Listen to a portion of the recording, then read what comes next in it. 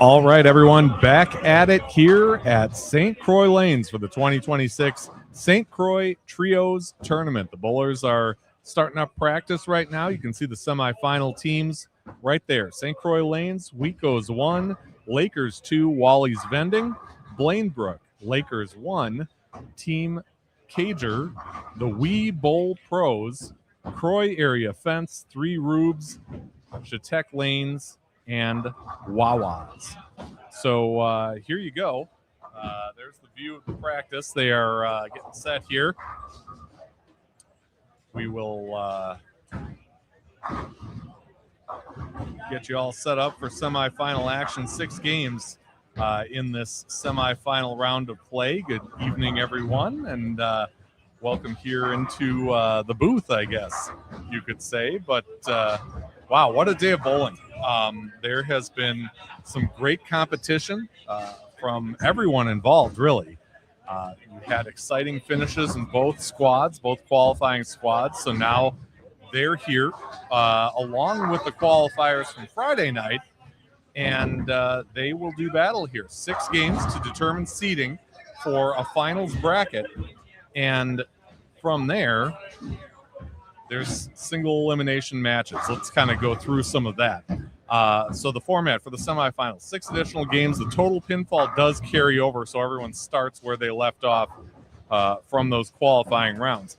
The teams are then seeded into a 12-team finals bracket, and the top 4 teams from this semifinal receive a first-round bye in the bracket, which will look a little bit like this. So you'll have a couple, 4 of those matches, and then the top 4 teams come in for another 4 matches, and then we whittle them down until we get to a championship.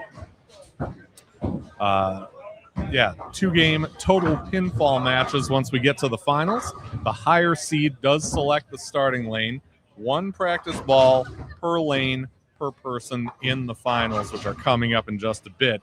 But the first order of business, of course, is that 6-game semifinal round, which will start shortly. Now, a lot of excitement this last squad, but not all of it was about the bowling on its own. Over the break between this last squad and the semifinals, you had Trevor Rothstein putting up a new monitor on lane 5. If you were watching us earlier, you saw that this happened. Aaron Goulet mistakenly took down the monitor on lane 5. Now, he was okay. Nobody else was hurt or anything like that. There were some bits and pieces, debris all on the lanes. They got that cleaned up. Everybody stopped for a minute, started back up when everything was swept up.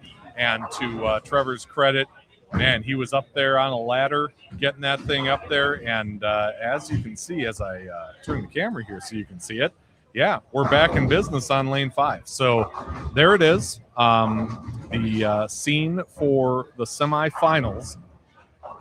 And the teams are just getting warmed up here. They did re-oil during the break, so you've got a fresh shot. So we're certainly not on a burn squad here. Of course, as the day wears on, the lane condition does change. It starts out as a modified house pattern and goes from there. But, it's been a great day of bowling.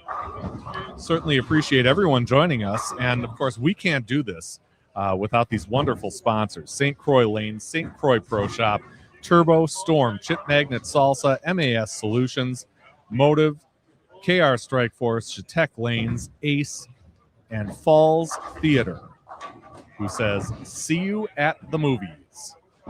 Falls Theater, one of those great sponsors that makes this thing go, and we really appreciate everyone pitching in, supporting this thing, because it really has gotten better since just last year, and the folks running this tournament are looking at even better things to come in years ahead. So 12 teams, and again, everybody gets into that bracket. It's just some have the first round bye and others have to start out with that elimination match right away.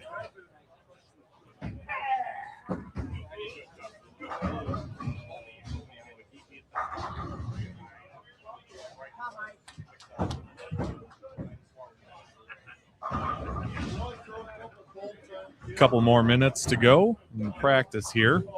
Right in front of us, we've got Wally's Vending. I'm not sure which team this is with Mike Holzeter and Drew Dietrich on it. Both of them from the Menominee area. Over on the other pair, you've got Andrew Tomley over there on 6, Randy Muse.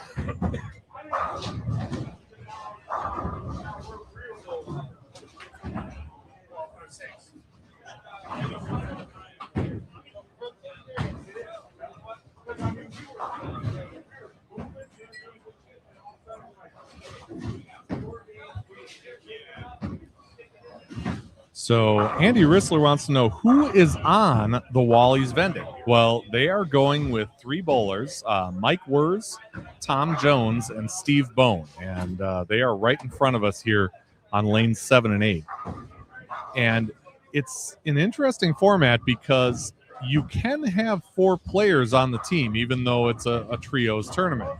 If you have 4, the sub can come in at any time during the game, but once somebody is out of the lineup and the sub comes in, that person is done for that particular game. So I haven't seen many using that 4th bowler option. I had a couple over here that kind of used it with someone who was kind of back here in the concourse, just kind of waiting around in case, the worst happened. Somebody gets hurt, someone's bowling particularly bad, et cetera, et cetera. But I didn't see them go into action during that. So, but most of these teams are just going with 3. And that obviously has worked, for the teams that are here right now and are getting ready for semifinal action. So again, all 12 teams move on to the bracket. The semifinals is 6 games, but it all has to do with seeding for that bracket, and pins do carry over. So they are working with the pins that they accumulated during the qualifying round. Andrew Tomley putting 10 back on lane 6. Of course, he knows this house very well. Basically grew up here. There's Mike Holzeter. Same deal. Starting out with a double for his team.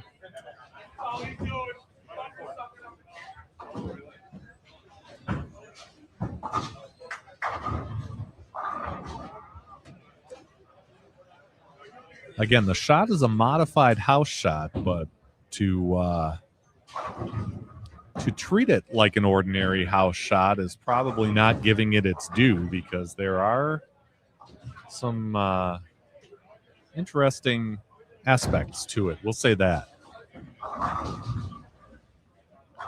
Although we have seen some guys open it up pretty well.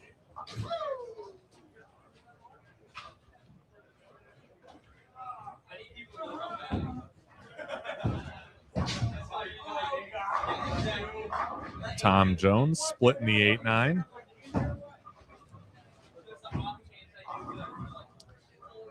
I saw him grab that ball about a halfway through the qualifying round, and it seems to have worked pretty well ever since. Yeah, Spike with 10 in the pit. Big surprise there, huh? He's a good player. Good team, too. You got Drew Dietrich on there, and got to admit, I'm not sure the name of this gentleman who's up on 8 with them, but he's had the first, we'll call it blemish in the game, even though it was just a 10-pin. So Landon Massans wants to know, do they move or stay on the same pair? If everything follows the way things have gone in qualifying, which I believe it will, they will switch lanes on this pair after a game. So one game on, let's say for the Wally's vending team, they're on 7 right now. They'll bowl a game on 7, game 2 on lane 8, and then they'll move. And depending on if they're on an even or an odd lane, they go in different directions. So it's kind of tough for me to know exactly who goes where, but we'll find out soon. Okay, Jason is his name. And didn't have a roster for that team because they did bowl on the Friday night squad. I've got the ones for Saturday. Ooh, and here somebody did hand me a roster for that. Yeah. So 3 Rubes. Yeah, Jason Misek?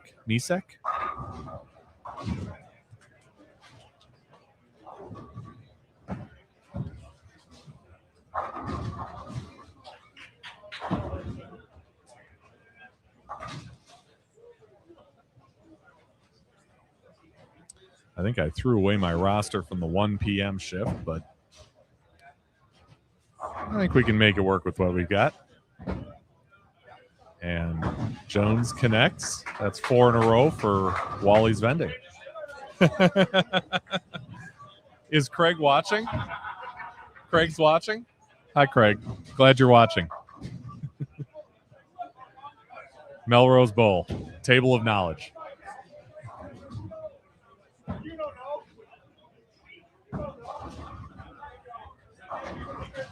And Drew Dietrich with a strike in the 6th for 3 Rubes.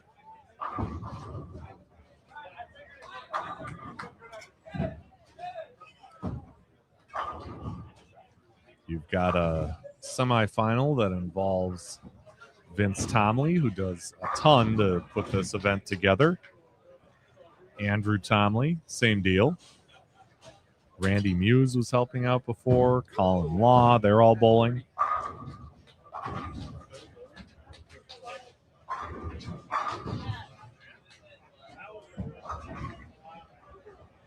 And a tough break for Jason there with a 210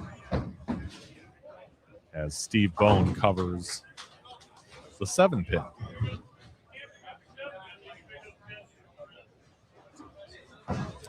Hello, Craig. Glad to see you here. We were talking earlier about how cool it would be if you were here doing color commentary and I do play-by-play. I think that would work out pretty well.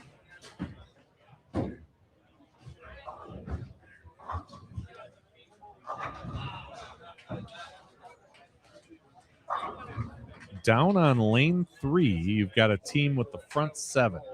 And I believe that's the Laker team number 1. With Jackson Helland, who just hit another strike. Number 8.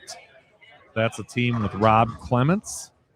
And the 3rd was, I should know this. Why can't I think of the 3rd? Rob Clements. And, Joey Robillard. Yeah, wouldn't miss this. And would rather be bowling. Yeah, I don't blame you. Looks fun out there.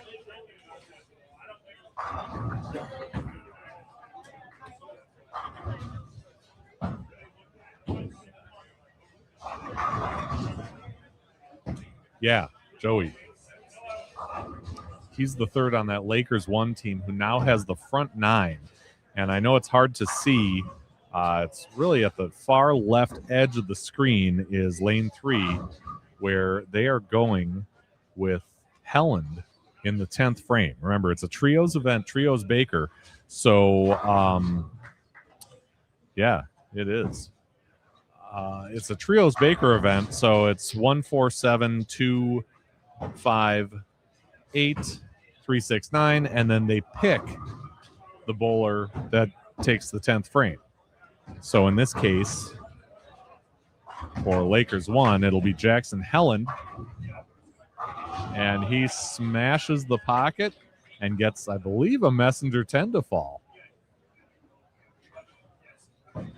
By the look of it and the sound of the reaction, I got to believe that he threw a messenger at that 10 and took it out. So they've got the front 10.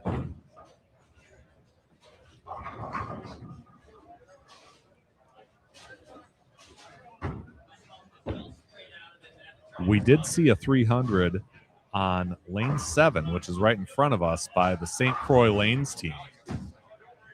There's Helland. Put 10 back there. And now they are one ball away from perfection. So if you're looking off to the left, it's the third set of pins, which is just being racked right now. And that's where Jackson Helland will try to complete the second 300 game in this tournament. He's coming up right now, just getting set. Here he goes with his approach. And bingo. Yep, there's another 300 game, and that's the Lakers 1 team as they accept some fist bumps from the rest of folks here. Lakers 2 caught a glimpse of that from all the way down on the high end.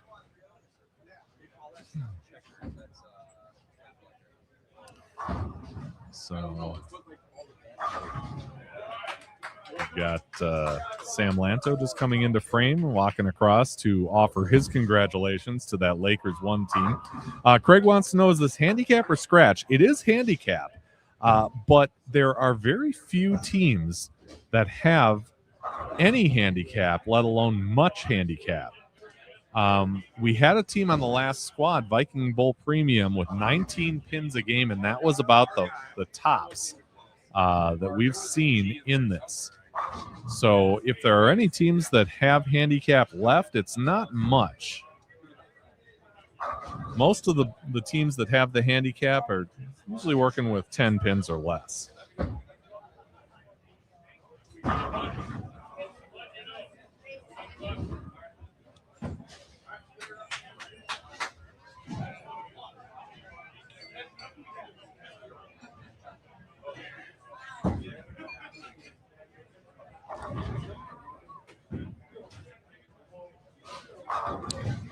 So, for example, the Wally's vending team is bowling scratch.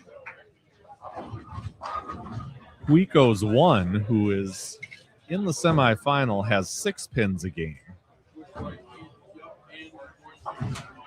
But the 2 Laker teams are bowling scratch. St. Croix Lanes bowling scratch. It's certainly the exception and not the rule at this point in the tournament.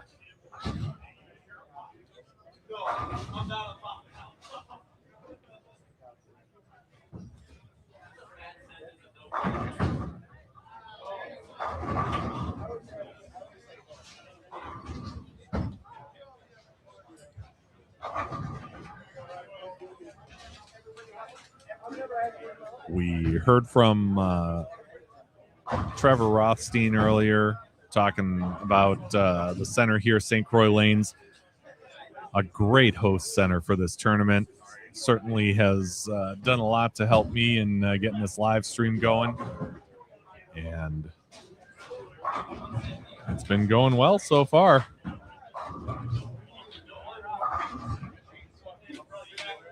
We've got prime position here between the middle 2 pairs in the house. And this is where we will eventually see the championship match on one of these 2 pairs. Haven't really fleshed out exactly which one it's going to be, but it'll be either 5 and 6 or 7 and 8.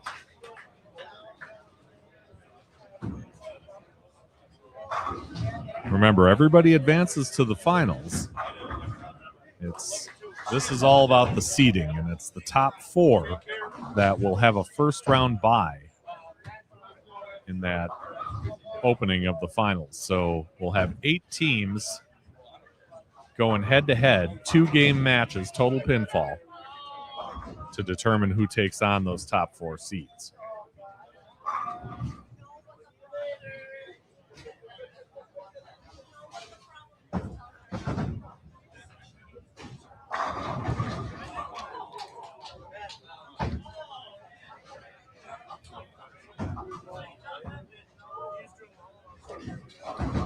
So again, we are in game 2 now of the semifinals here at the 2026 St. Croix Trios tournament.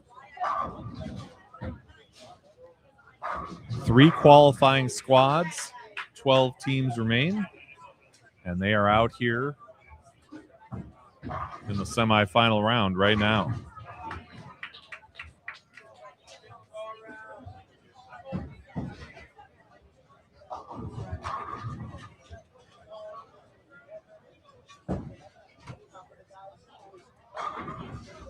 $10 for Wurs.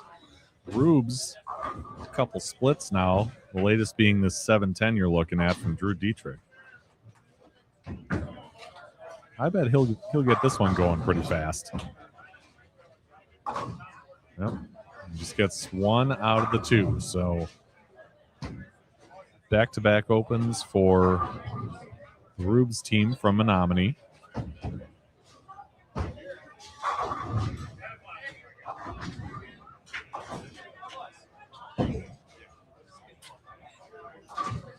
As Wurs covers the 10. Andrew Tomley's going to come into your frame on the left. He's on lane 5 working on a 4-bagger for his team.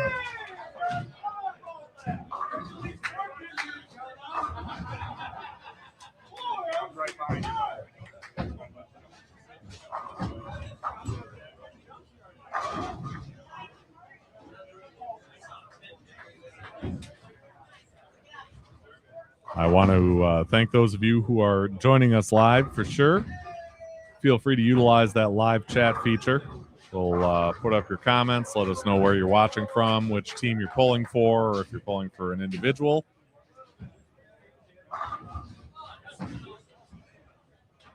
And if you're watching on replay, please leave a comment. Either way, I would really appreciate it if you subscribe to the channel. Easy to do. Either hover over the logo in the bottom right or go to this address, bit.ly/capital BWTF, lowercase subscribe. It is case sensitive. And by doing that, you'll certainly help me out. But also, if you hit the notification bell, you can be the first to know when we put up new videos and live streams.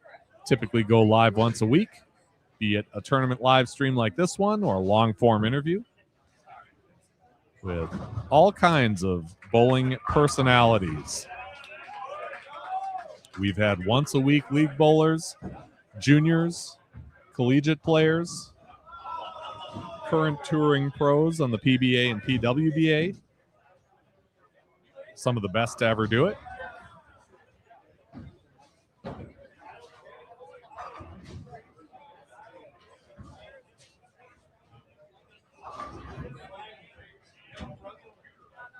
We do not discriminate around here.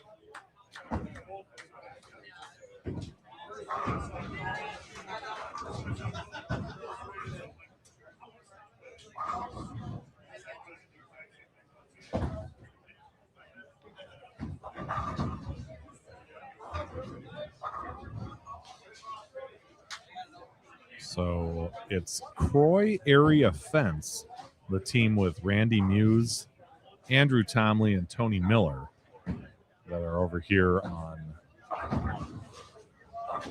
5 and 6.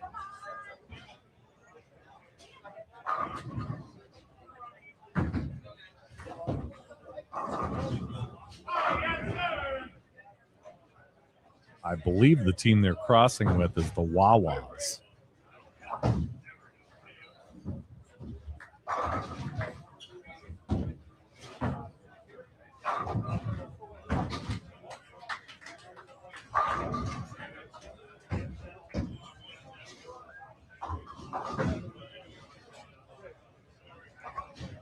And as we get going here, we'll get you updated with the latest scores once they come out. They've typically been putting those out after every 4 games or so.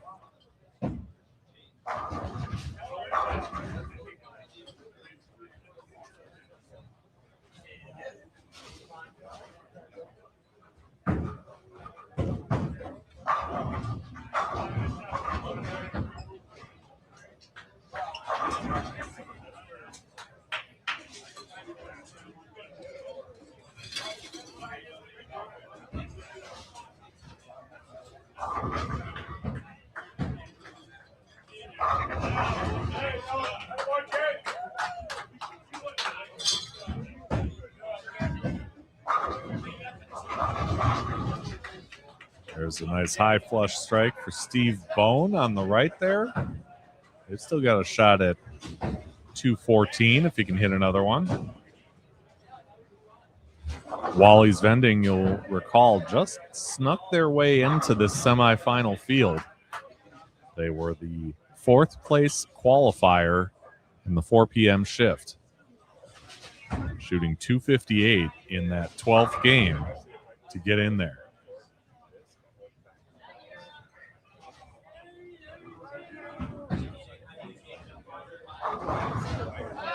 And a strike from Dietrich. That's a double in the 10th, and despite the 3 opens, they might be able to get out of here with 198 if he can hit one more.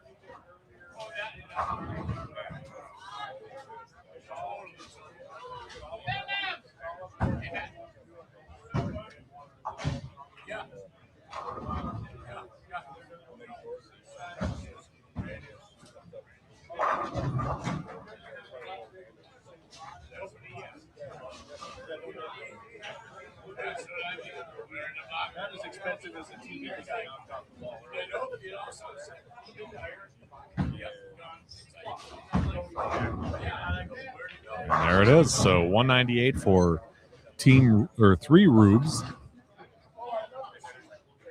They'll be moving on to their next pair for games 3 and 4 of this 6-game semifinal.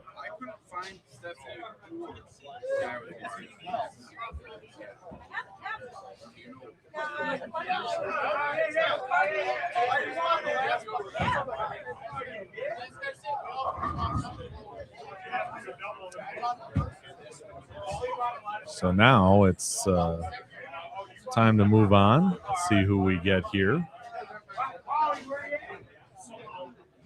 Looks like we'll have the Croix Lanes team on 7 and 8 here.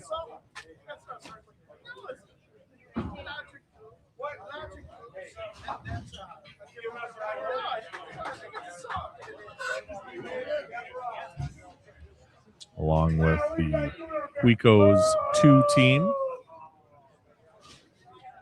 with Flynn, Hansen, and Irving.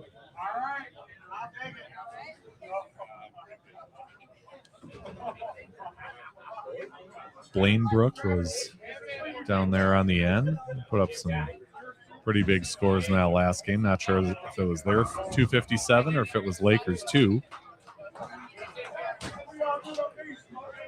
Tom, did you have the 257 or was that you did? Okay, so Lakers 2 had the 257. That'd be 227 for Blainbrook.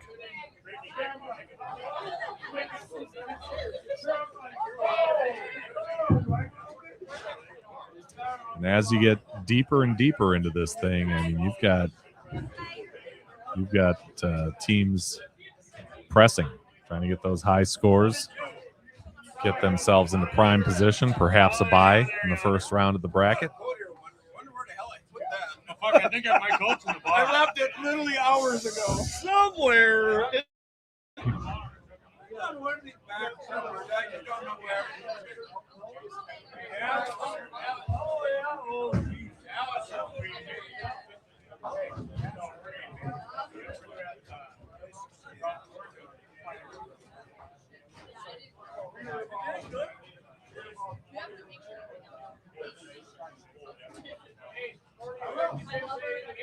I will see you tomorrow. I will see you tomorrow.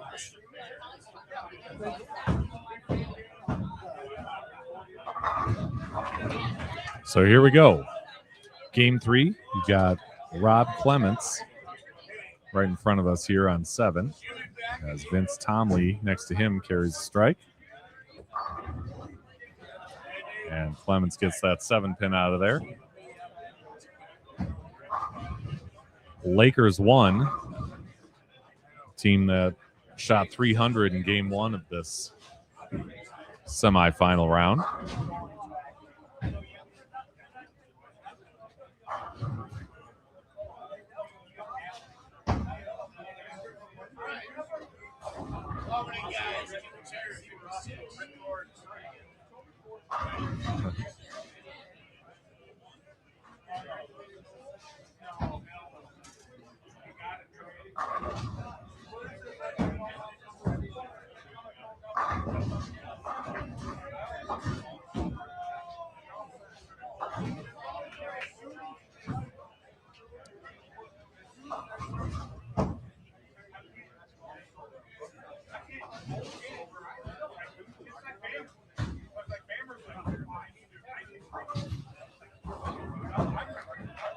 Spare for Cuico's number 2.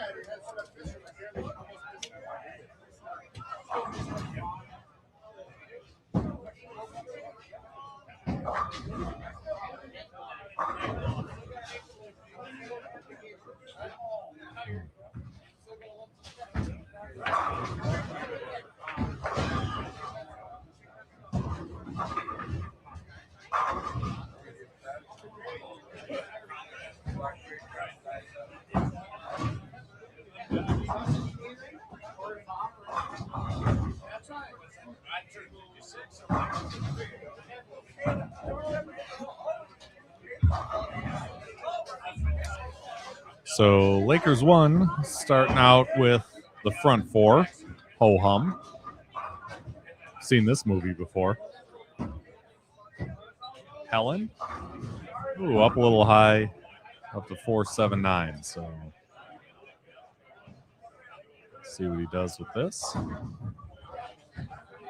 To his right, Austin Yankee trying to come back from teammates open in the 4th.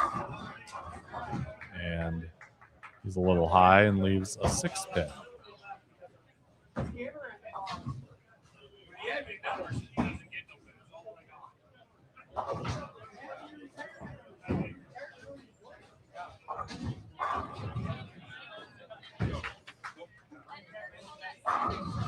Dustin Irving connecting for Cuico's 2. That's their 4th in a row.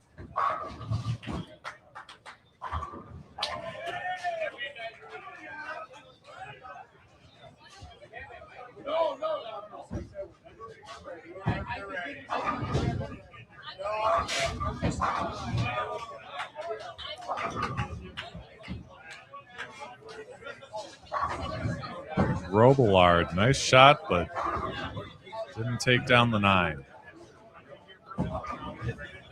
Over on lane 5, you've got the Wii Bowl Pros.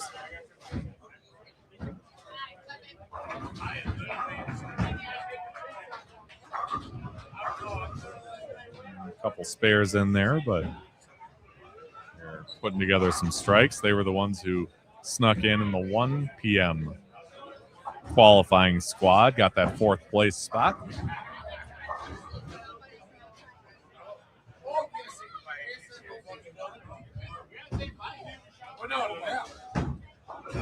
Travis, Kaya, and Rita. Oh, they're releasing maybe.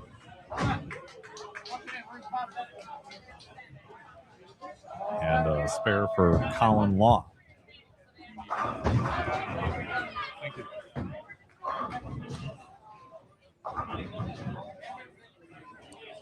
6, 7, 10 for Rob Clements. So a couple splits and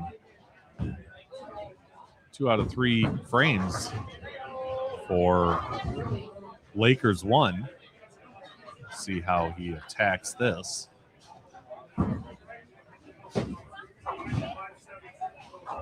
And he gets 2.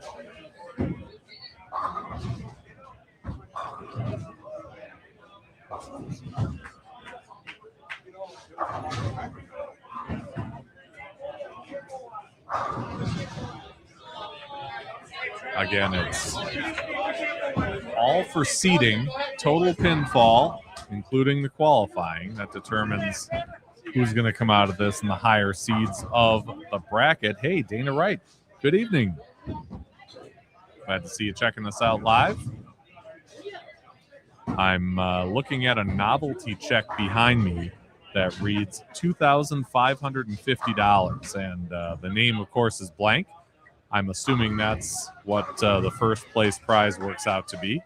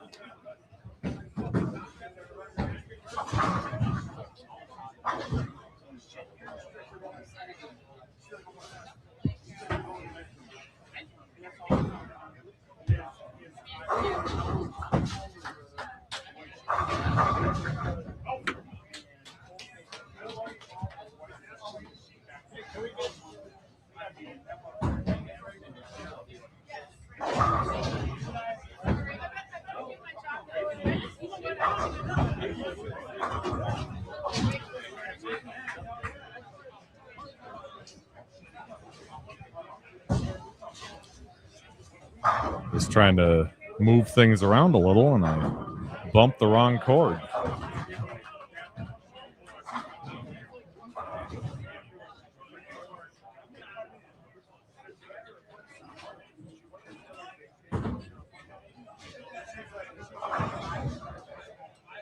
Once we get down to championship and crown a champion, hopefully we can get a word or two from 1, 2, or all 3 of them. Maybe even 4 of them if they've got 4 here. But I still think most of these teams are rolling with 3.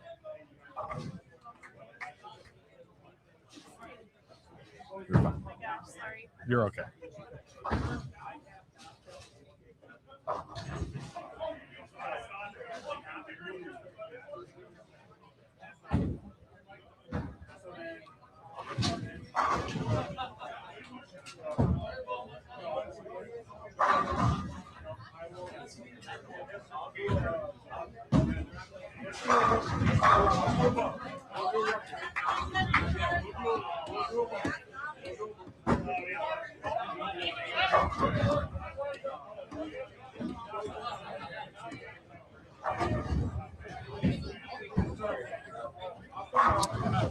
All right, 2:05 for the Croix Lanes team with Vince Tomley, Austin Yankee, and Colin Law.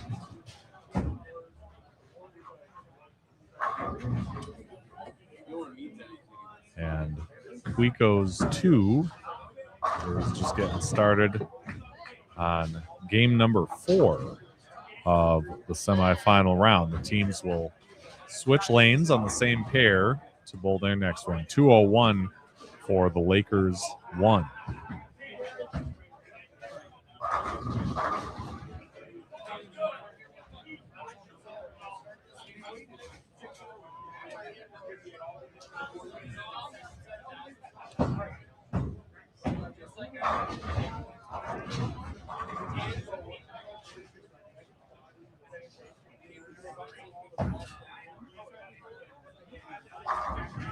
There's a nice shot from Rob Clements to open up the 4th game here. 6 games, so just 3 more to go.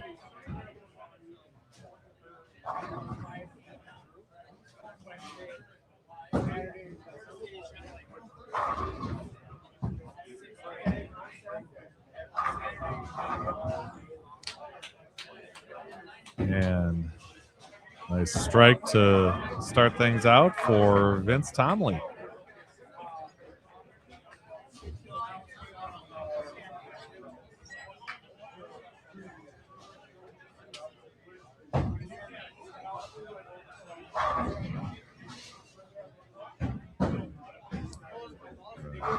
Law will take a re-rack on 7 as he's got only 4 of the 10 pins standing.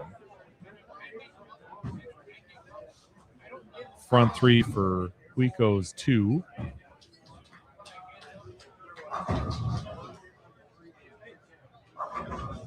And there's another one. So front 4 now.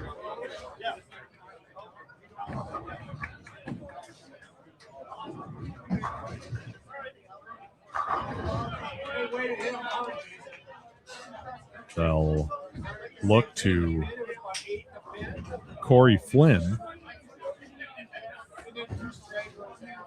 in hopes of getting them to 5 straight here. You'll see him come into frame on the left.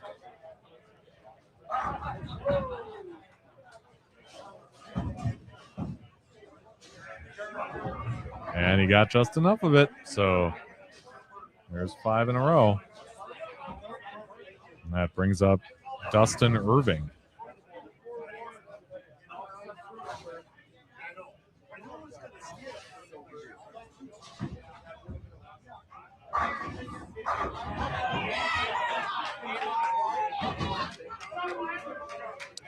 Over on this pair, both teams on 7 and 8 have the front 3. And now 4 for Lakers 1 as Rob Clements puts 10 back, and Irving does the same to give Quico's 2 the front 6.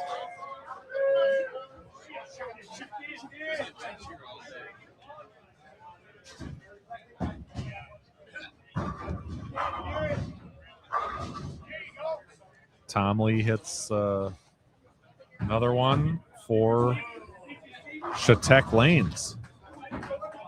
Each of these teams now with the front 4. Here's Hansen for Quico's 2, and he puts 10 back. So now we got the front 7.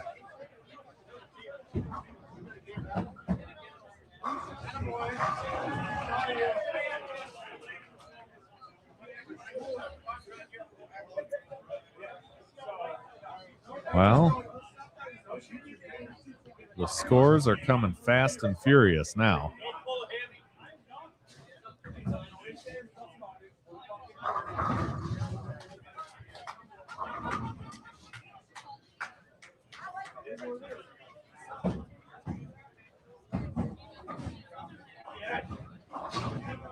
A little bit light, and Flynn could not take out the 2, but a nice run by Quico's 2.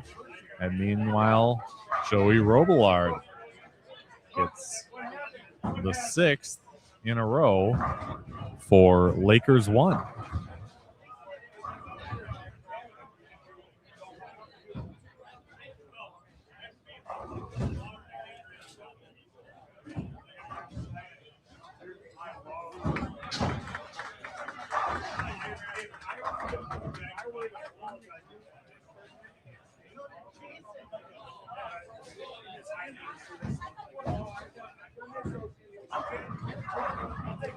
There's another one for Clements. So now Lakers 1 with the front 7.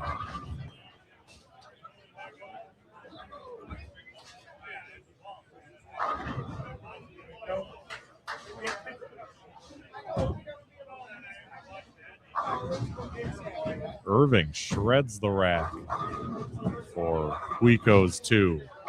And Tomlin, great shot, but wrap 7.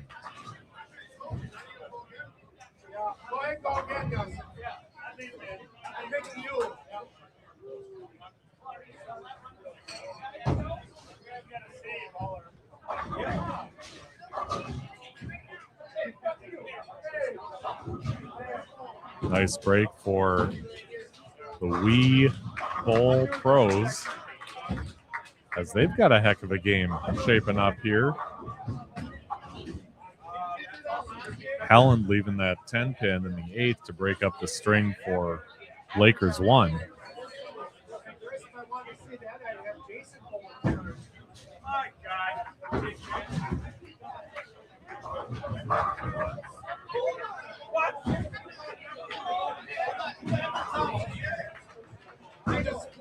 Yeah, things are picking up all around. Nice shot for Law. All 10.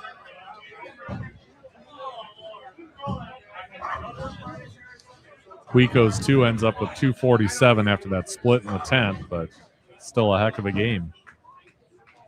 We might all be over 240 in these 4 lanes. There's a strike for Robillard.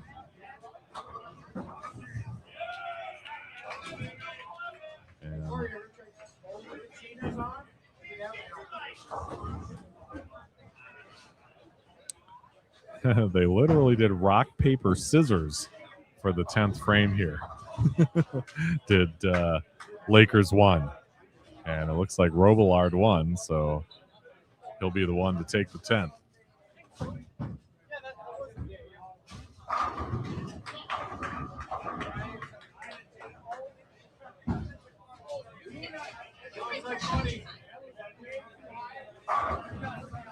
Nice shot there on lane 6. Got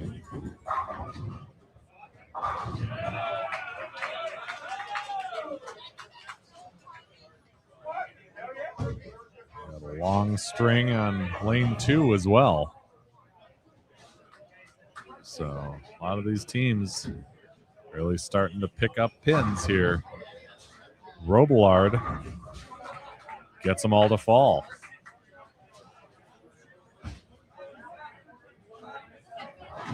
Well, Brock, I will tell John Cryer you said hi just as soon as he gets a little closer. They're down on the end on this game. They're not on the end. They're he's actually up right now on lane 4. So you'll see his shot come into frame right there. And, of course, shred the rack as well. But, yeah, I'll let him know once he gets a little closer. Wow, 278 for the Wii Bowl pros. That's a big game. Robillard needs a double, and he'll have 279 for Lakers 1. There's Austin Yankee taking all 4. A strike would give them 225.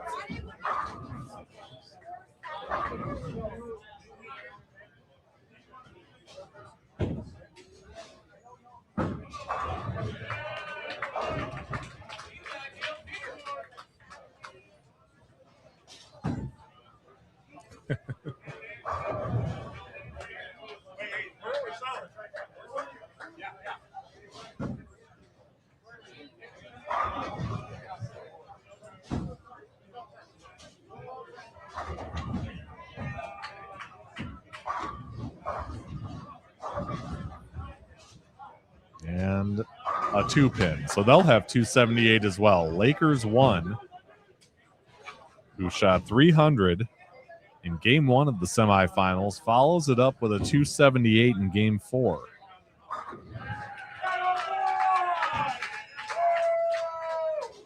Over on the left, 290 for St. Croix Lanes. We saw them shoot 300 in qualifying.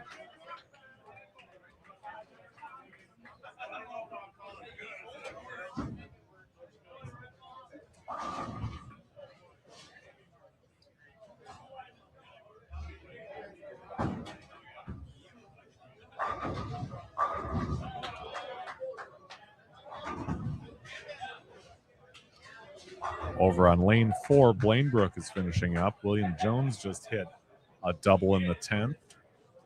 And if he gets one more, they'll have 248.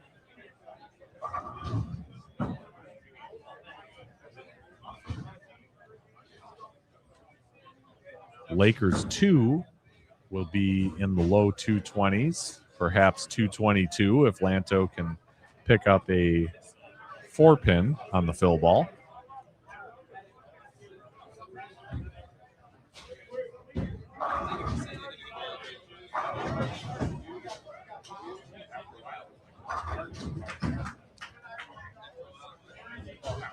And he did not, so 221. But you look across the house in this fourth game, Wally's Vending, I believe, might be in the 190s.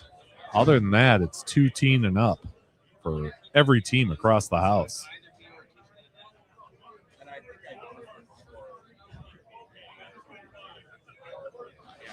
So as we move into game 5, a lot of teams with momentum trying to keep it going.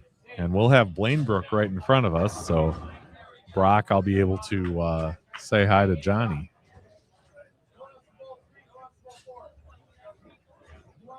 Looks like they'll be joined by Lakers 2.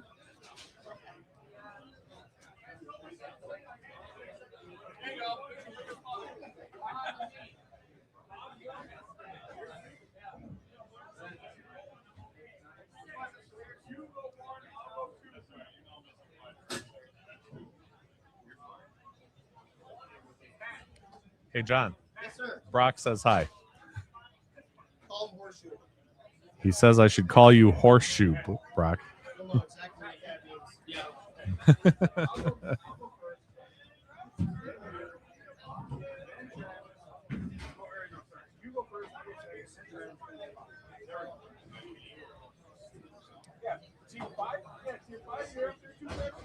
A big thank you to the sponsors of this great event.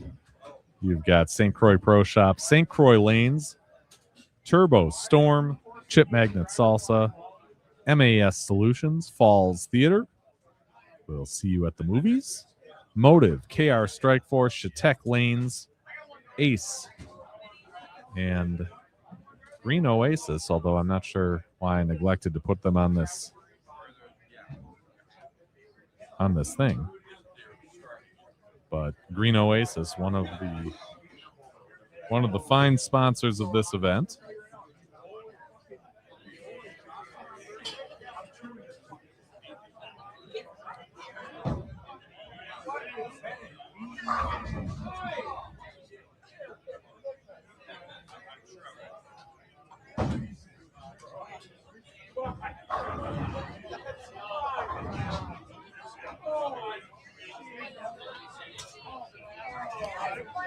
I love their little tagline here. Big shout out to Green Oasis, sponsor of the Trios Baker.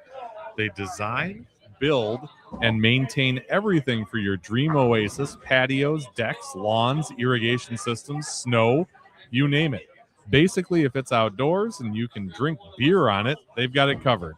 Locations in River Falls, Chippewa Falls, and Rice Lake, Wisconsin. The next beer is on them. Yeah, just kidding.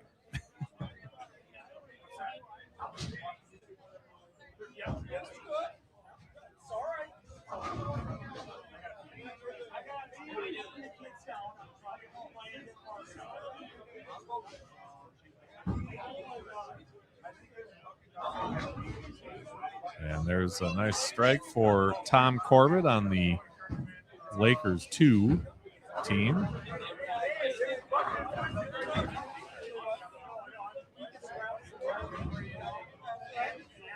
Here's the aforementioned John Cryer Jr.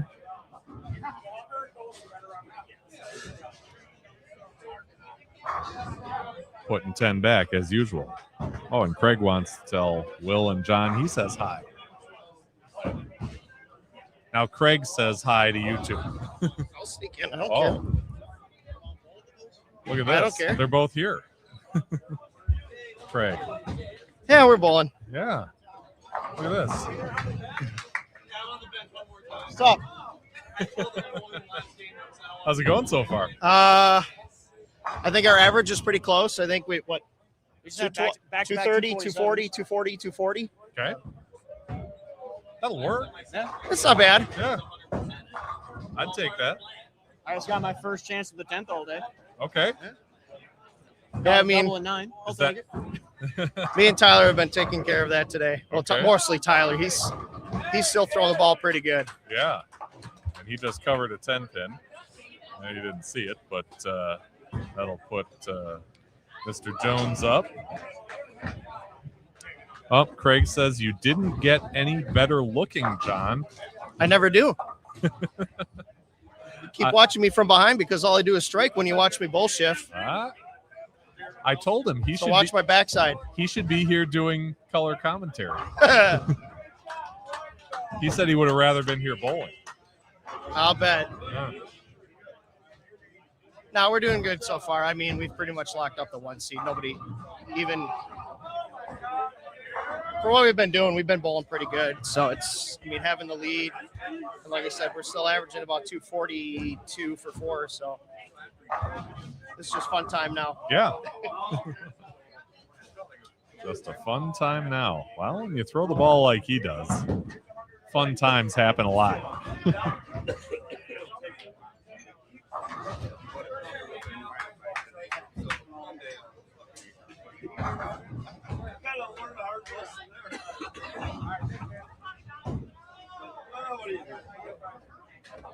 It's funny. It's progressively getting louder in here, but there aren't more people coming in. It's just the people that are here are getting a little more into it, I guess. There's another strike for John, who Slim says whack 'em tomorrow in Chautauqua. Hey, Slim says whack 'em tomorrow in Chautauqua. What's that? Slim says whack 'em tomorrow in Chautauqua. Hey, thanks, Slim. We're gonna try. We got full squads. I think we have 29 bowlers the first set and then 25 the second set. Okay. But it'll be a lot of fun. There you go. I always look forward to that place. It's fun, and yeah, I mean, I'm not gonna lie. I mean, we do have success there, and Yep. But it's just a lot of fun. It's a great venue, great Yeah. place, great food. Yep. So you can't beat great food. Good pizza. Yeah. The best. The best. Yeah.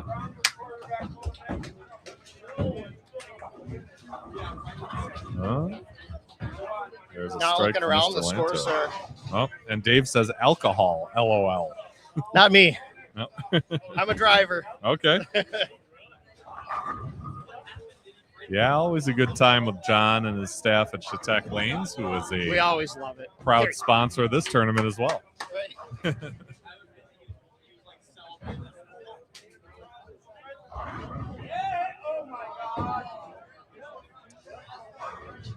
So it's funny, but as we started chatting with the Blainbrook crew here, they've hit the last 4.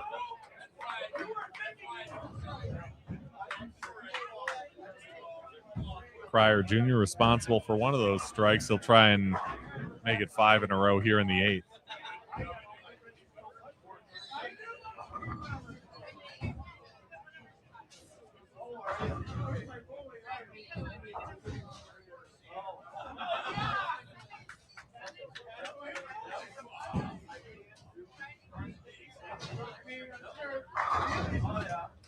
There you go. Yeah, that's why it's getting loud. All the strikes.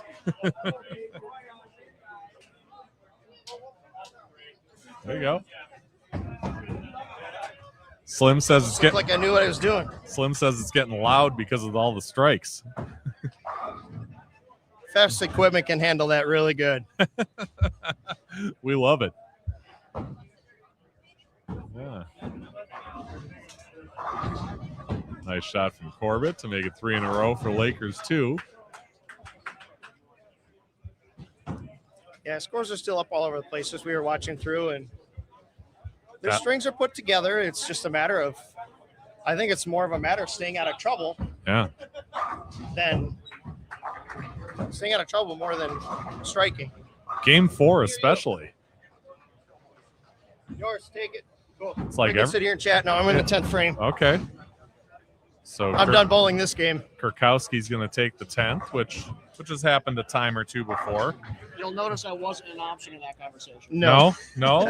He did his job in his 1/10 frame today. Okay. Whatever works, right? Tyler's been throwing the ball so good today. Yeah. Oh, get away with it. Little slip there. Yep. Atta boy. That works.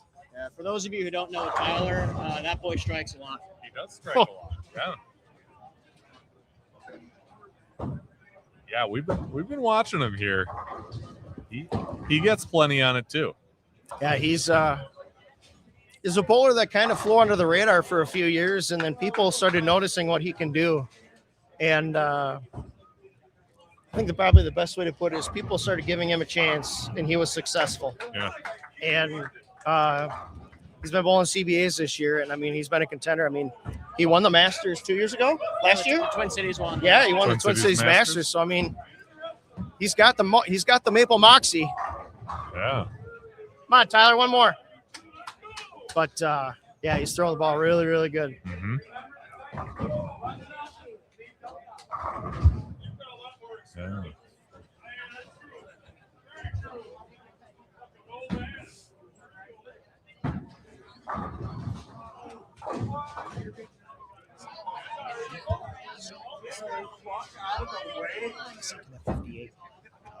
So we need just one for the side pot.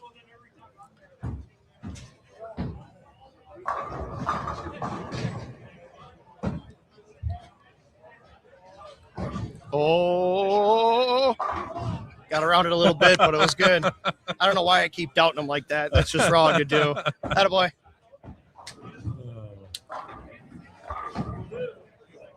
$259.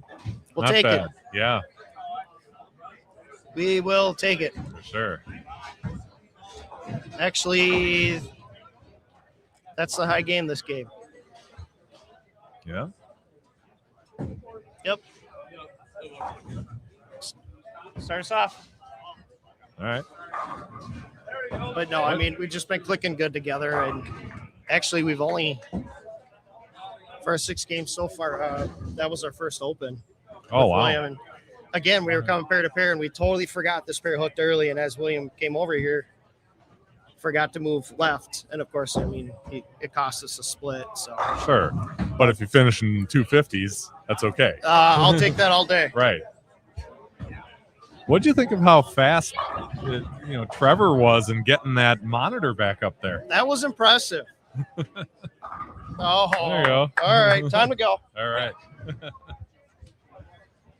Yeah, that 10th frame looked pretty good. Yeah, I kind of a little bit feel comfortable on our lane 7 is I missed kind of a little bit missing the board, maybe 2 boards at least. Okay. Until right after that, I figured it out and make a move spot a little bit instead of not too much thinking yourself. Sure. That making the good shots and not too much ball hawking a lot. So I just trust myself, not do what I'm doing. Just when John said, like, 259 is still a good score, but if it wasn't what happened the past frames, then it would have been completely different. So everything was a good shot. Yeah. This is like the bowling equivalent of like in baseball when they put the microphone on the shortstop, like during the inning. This is Nick Hoagland. Or Hogan, I'm sorry. I am extremely biased, but I hope my Melrose teammates tie for the win. What's up, Nick? They got some work to do.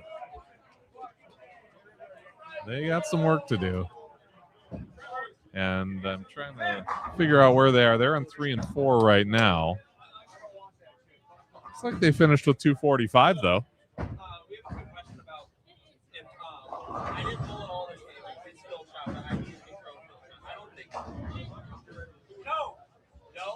It says no. I didn't think so. Yeah, that's what I was thinking.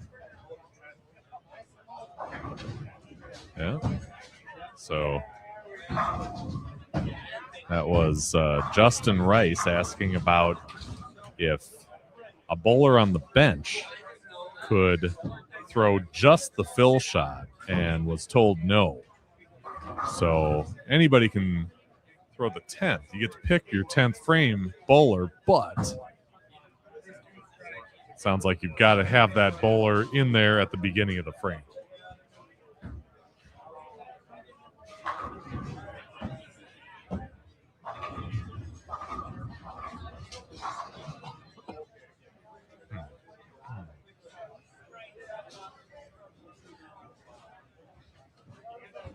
What? Is it okay? I don't know how it's going to be. Oh, yeah. There's another strike for William Jones coming off the open.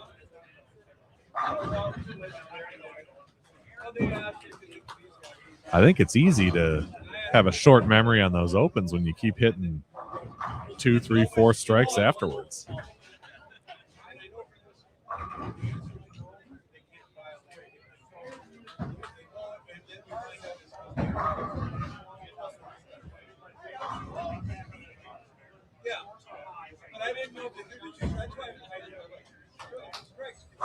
All right, here's Cryer Jr. on the right there. And puts 10 back. See? So one of those rare points in the block where one of them throws an open and the other two respond with a double.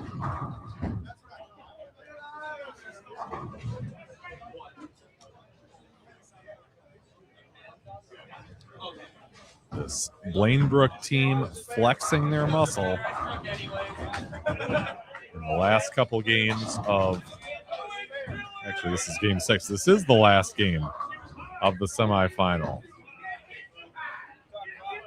Oh, and I had it as qualifying. Let's go like that.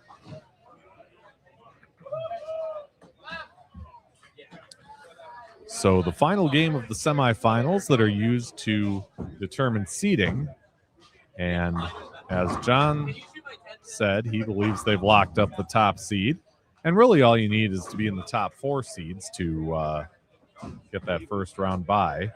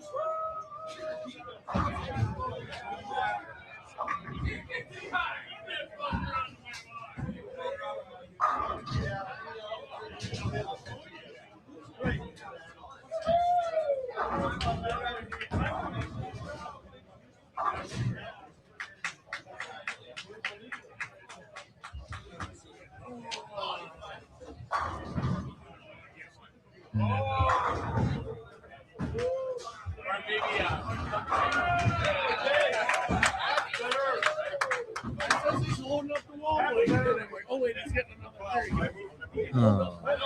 All right, so Johnny gets the 10th, huh? Yep. All right. Because he's got a nice good look at the last shot. It looks Vito's shot, a solid 8. That I know it's trick. Like I said before, right after the first shift, I said sometimes on lane 7 get tricky. That same spot like that. Yeah. Lane 8, I thought it looks pretty good. What about look a little bit? Yes, sometimes you get bad breaks all the time. Sure. That's bowling. Yes. Usually the guy go to work like I said before, right after the first shift. I said lane 7 is going to be a little tricky at lane 7. That and when 8 is going to not go work until Rutland saw 8 or good shot. Not Rutland 9 called. I thought it was going to be perfect shot instead of like, oh, I missed at least a couple boards. Sure. Like that. Like that, yeah. So I trust John a lot. So that's why I got a nice good walk. Because I could go walk in the left one the last time, and after that, I think John has got very consistent good walk a lot. Just after what happened the last shot. I'd trust any of you after this performance. Yes.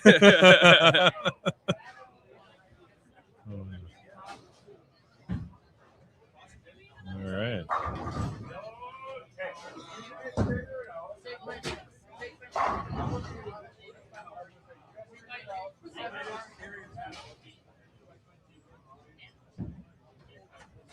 Perfect.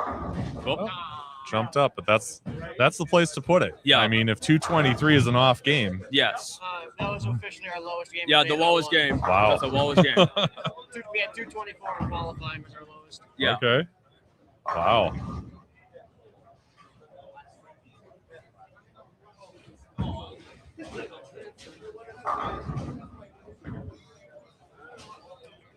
That's how you know it's been one of those special days where you got 3 guys firing well. You don't see that too often. No. Right. At least I haven't. Because you got to have all 3, right? Yep. One guy is off, and you're dead. Yep. Yeah. So that was some great bowling that you guys have had really throughout. Yeah. I mean, what more is there to say? You take the bye and, wait for the second round. I think for me, it's just take time, not too worry about it. I'm not worried about it at all. Just take time, get used to it until go on next round and gonna fall better shot. But we did it during qualified and just keep doing what we're doing every shot. It would be a good game all the time. Yeah. Well, it's fun to watch. I'll tell you that much. And you can bet that you'll get the best out of whoever advances to play you in that second round of the bracket. But that's what it's all about, right? Yes, I would do it. Just keep going what we've been doing all during 12 games qualified. If we do that, and I think we're gonna have a chance to win it. And if we keep doing communicate more between us 3 and bowl well, I think we got a chance and just bowl well. Yeah. Everything else is just bowl good. Works out on its own. Yes. Yeah. Did you see any difference in how the lanes broke down this time versus in the qualifying? I would say yes. Maybe I would say that. Because most likely I gotta go walk a lot until I get struggle a little bit, and when between William and John and myself and talk to me more, I say, hey, it's start to get a little burned out a little bit and gotta move some different spot instead of go to the same spot every time and still found something good shot and just gotta move for at least maybe depends how many boards. As well as if it gets struggle, then you all come talk to me or talk to one of us. Just what you need to do. Yeah. Yeah, it's a little hard for me to say because the first 6 games of qualifying, I threw one of those gray new 2.0s. Okay. This is William Jones, by the way, talking. I know the frame's a little small, but Then I went to my Evoca stereo, which I just decided to start with today because I figured by the time we get into match play, I'm not gonna be able to throw the new 2.0 anyway. So sure. Figured it's get lined up with this stereo. I did feel like the lanes broke down a little nicer this time. I had a little bit clearer picture of the lane. maybe there's less straight balls going down the lane this shift. Or, Could be, yeah. Yeah. Yeah, not surprising to look around and see some high scores on the squad. Yeah, you got a 269 down there, 237. 279 over there. 79 over there. 56. Okay. So, yeah, it'll be interesting to see how this all shakes up in the bracket. And speaking of which, I should have a web page that will show you exactly who is where in the bracket coming up in a moment here. Brock says hi, Tyler. Says Craps Table is calling. And Brandon says hello from Turtle Lake. Brock and Brandon are together. Okay. Yeah. See? I don't think it's any coincidence that all the folks from Minnesota are just finding their way into Wisconsin, right? I think whether they're bowling here or not. Because for me, I think from 2 years ago, I bowled with some other people. I never met them before. Mm-hmm. The idea was okay. We get nervous a little bit, not very often a little bit, until you come here right now. Aiden says hi as well. He's probably with the other two, I'm guessing. Yeah. I think there's gonna be a good bowl, a lot of good bowlers, like top competition, a lot of bowlers. Like I said before, like you got like high scores, like good high scores, and then it's always between like first 6 games you get a little bit okay, and until the next 6 more games, and then you get good scores and not worry about everybody else doing. William always communicated with me a lot of times, couple of times, and so did John Quire. He taught me for everything. As long as we keep going, not worry about what we're doing, and just keep for the same spot. Sure. I think we don't have to worry about for everyone. At some point, it's just do what you do. Yeah. Well, in Baker, communication is so important. So you get less tester shots. It's like the lanes transition a little different in Baker. So just communicating has been so huge, and we've done a really good job of that, which is part of how we avoided the low score today. Sure. If the lanes get a little weird, we communicated pretty well. We also, when somebody did throw it bad, we picked them up, made sure they didn't get too down on themselves. Yep. Good deal. Didn't let it spiral at all. So. Hey, that's the key right there. Great team bowling. All right, so they are getting the seating together here for the next phase of this, the finals. And I'm going to run over and just make sure that I've got that straight, because I'm going to try and get something together on here so I can show people what the bracket looks like. But Congratulations, guys. Thank you. Best of luck moving forward. Yes, appreciate it.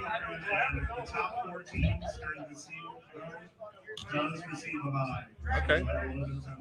So there you go. So I'll be right back. We'll see who's got that bye and where everybody stands in the bracket.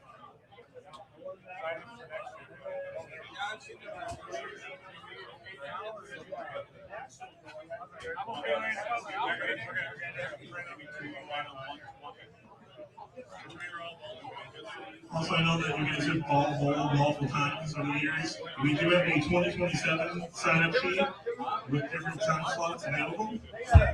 We're expecting it to be January 22nd and 23rd.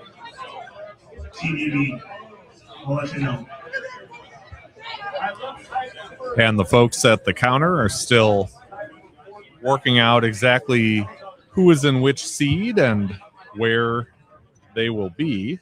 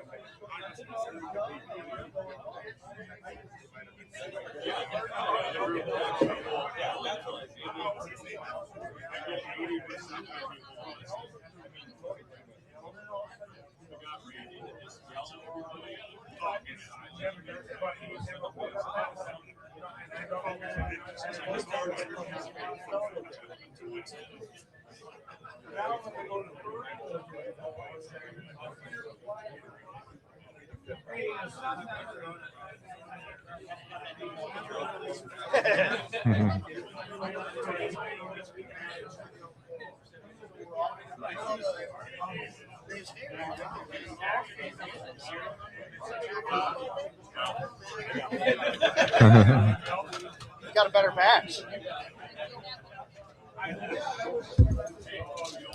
Oh, see, I like this. What's that? Brock is reminding me that the Vikings God. haven't lost a game in 2026. Only Brock would say that. Is it Sorry year, I think. comedy? Neither of the Brewers. I mean, you know, if we're talking in those terms. Yeah, it was kind of I think the ending of the Broncos-Bills game. A couple I of think pass J.J. interferences. McCarthy must be better than Josh Allen at this point. Josh lost this year. Yes, he has, and he's probably beaten to a pulp after these last two games. Tell Brock that he should go play a slot machine. Okay, there What you do you go. think he's doing? I hope he is. So they're part of our group going tomorrow to Chautauqua. Oh, okay. And they made a trip to Turtle Lake, so they're staying overnight there tonight. Shorter trip Right. tomorrow, yeah. He's out with a broken ankle for the rest of the year. Is that what they said? Tyler just got a notification. Yikes.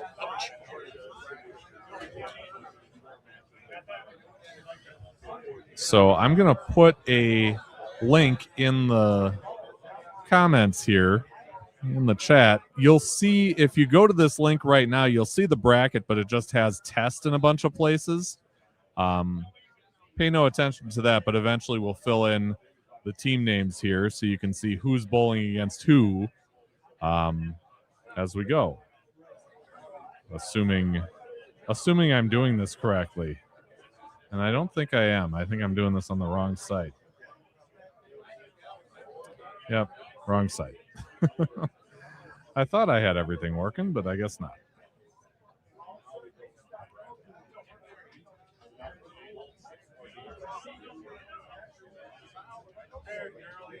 Now comes down to who your opponent is.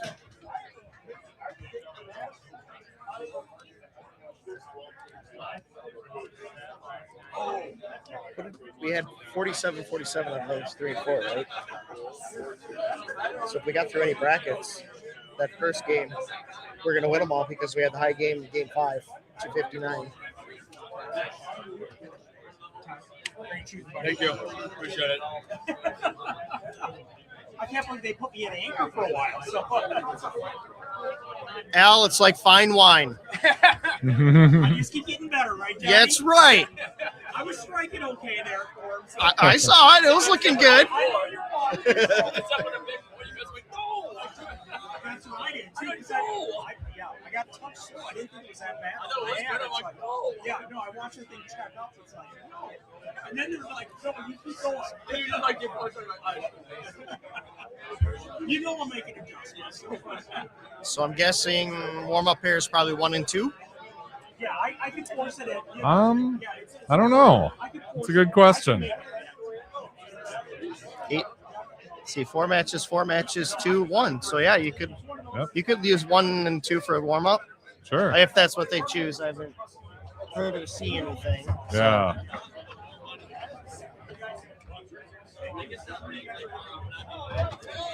Let's go ask some questions. Yeah.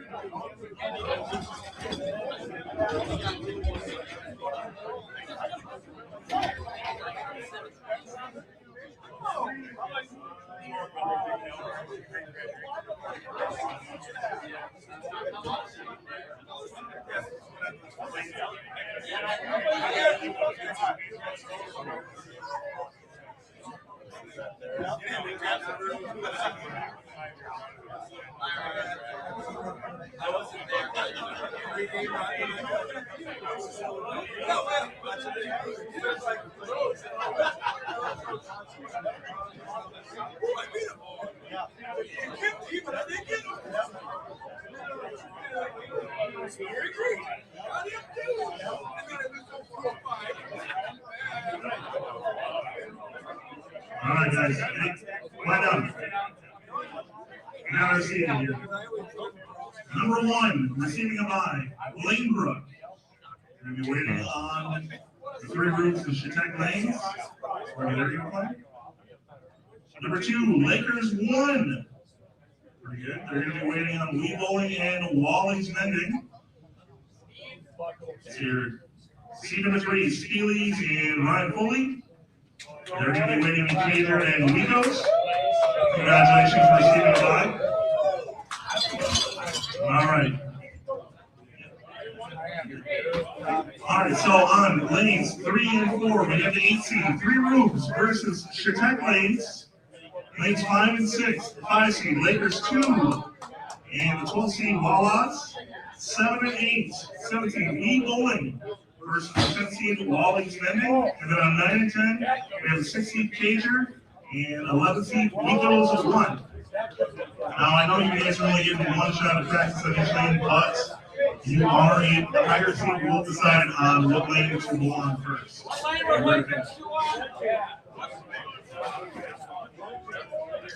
and 6.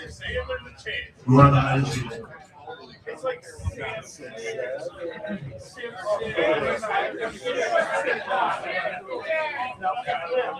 we'll have the warm-up here for the lives on lanes 1 and 2. What makes our history like? You guys want to see reach out when the parents roll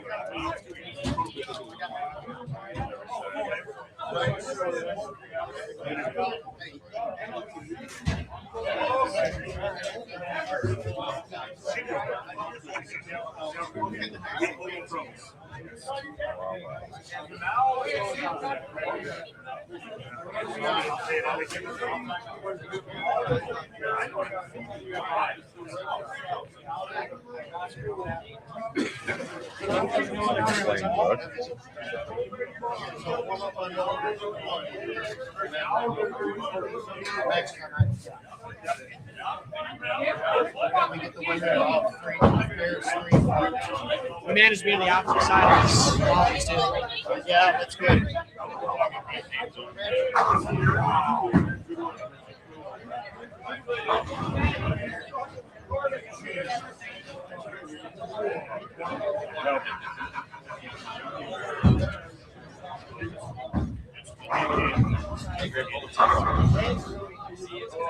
I like your thinking.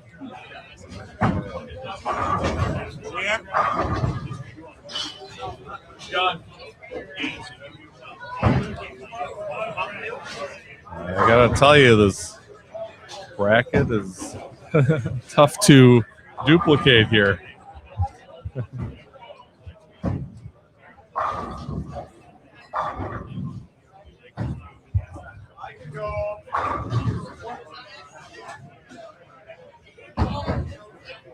All right. Now I think I've got it together.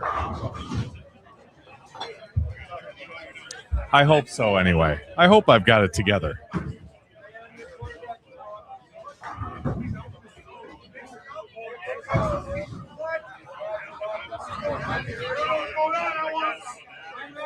There we go. Okay, so if you go back to that link that I threw in the chat, you should have an updated finals bracket. Yeah, Landon, I know that. I had to start out with something. Now it should be up to date. So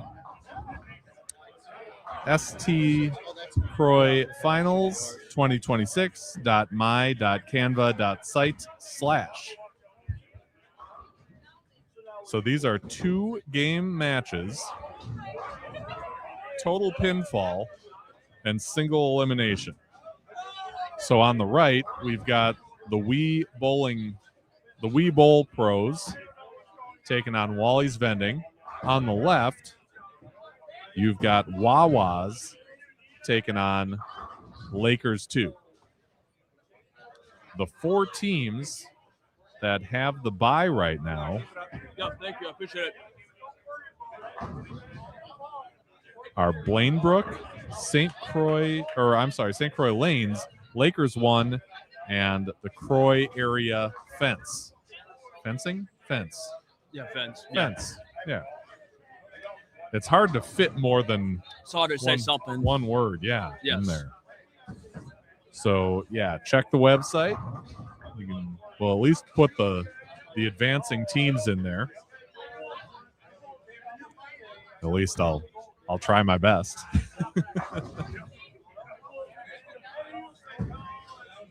All right. So the players get 1 shot on each lane, and then it's off and running.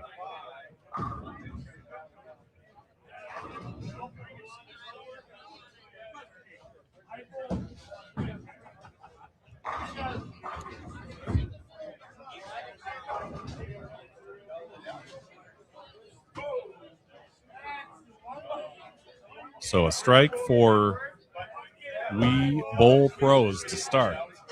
Tom Jones in the Wallies first on lane 8.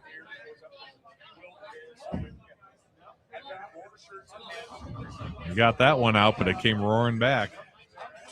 2 games, total pinfall, handicap included if they have.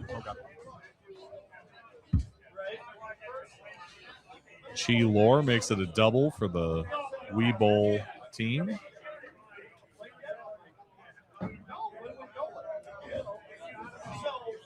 Now you see that lane on 9 before the first ball gutter. Yeah.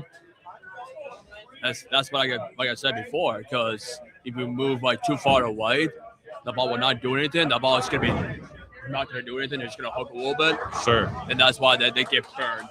Very burned. If you're going to play out there, you got to keep your angles in front of you. Yep. Yeah. Exactly. 100%.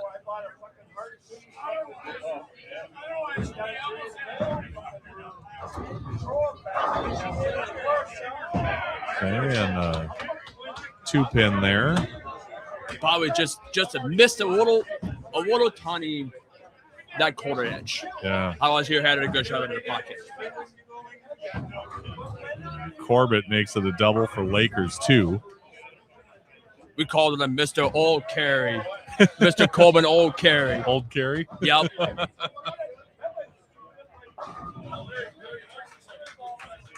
I'm guessing everybody's looking for some of that old carry now. Steve Bone. That's a good shot. Yeah. Hi, Nora.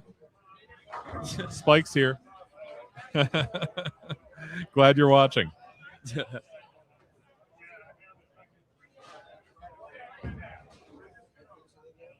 pence. 10 pins. And there's another strike for Wee Bowl. So. He kind of looks like he used urethane. That's what kind of looks like it. Yeah, has that. I would surprise. Rather than next time, I hope that they get banned for that. For Popa Hammer. Oh, okay. It's like CBA the last month ago at the Minnesota Masters. Their check at all the bowling ball equipment, all the urethane ball. They have to be 78. Yep, you gotta be 78. Yep. That's why I don't want to win it, because my ball is too soft on the Popa Hammer. That's why I don't feel like winning it.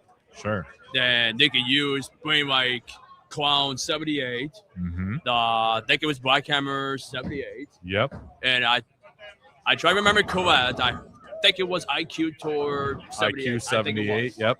That's.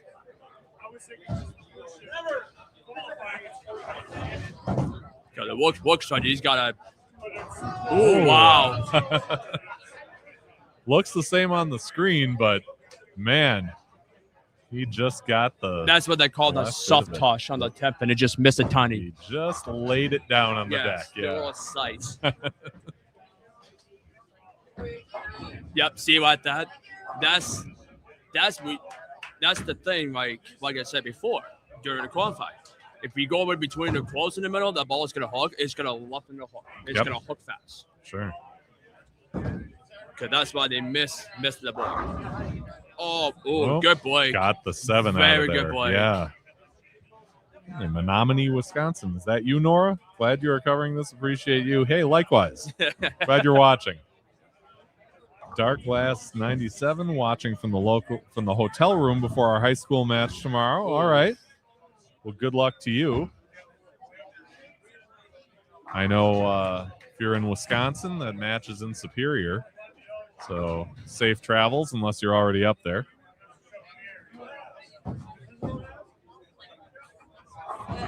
And he missed it, whiffed it. Yeah, missed it to the right. So 88 through 5. The Wee Bowl team has 122 through 6. And it'll be interesting as it kind of is in college matches. They're working on a lane on 4. They got first 5. Yeah.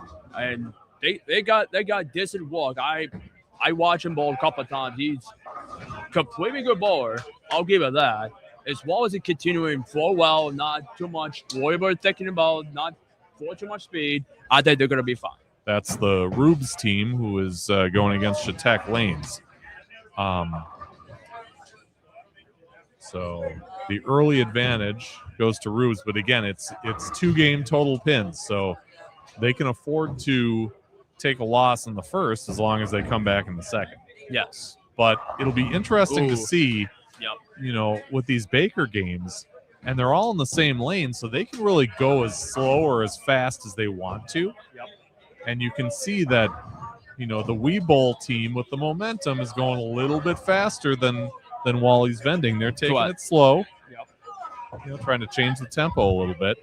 Amanda Webb listening to this on my long drive home. Thanks for covering. Thank you. Drive safely. I'm glad you're listening and not watching. Don't worry, sometimes you'll listen. We want you home in one piece. All right. Lakers 2, meanwhile, just 1 blemish in an otherwise perfect game. Sam Lanto. That one went high. War high. 4, 6, 7. As well as I was just I know that's bad shot that's gonna happen, but as well as you get the good count, not worry about go for it, just go for the count and not worry about nobody worry about what's going on, what people are doing. Yep. That's why for me, if I was that guy bowling I bowl with, okay, if I miss a spot, yes, I'm gonna try to go for the spare, or should I just go for the count? I'm not worried about not risking. Right. And you lose a count. And Lanto knew they were coming off a 3-bagger there, so the 2 pins were important to get because every pin counts twice. So I think if they strike out, they might have a chance to win. I win 8. If he strike out, he'll win. Well, that's pretty good. Yeah, that's a good shot right there.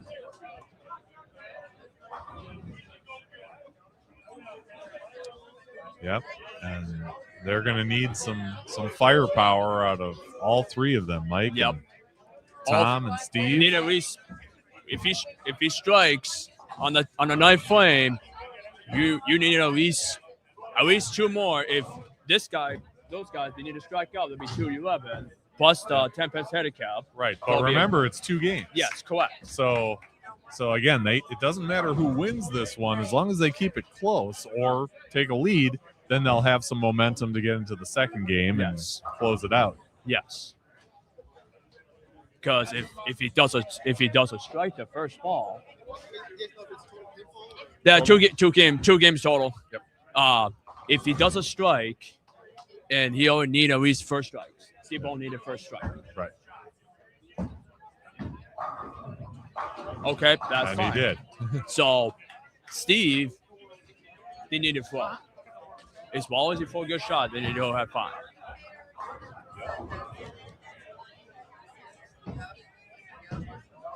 Oh, he's got a good hand. Yep, that was a Boom. good. That was a very good hand. Mike was right. He really has been throwing it well pretty much all day. Yes.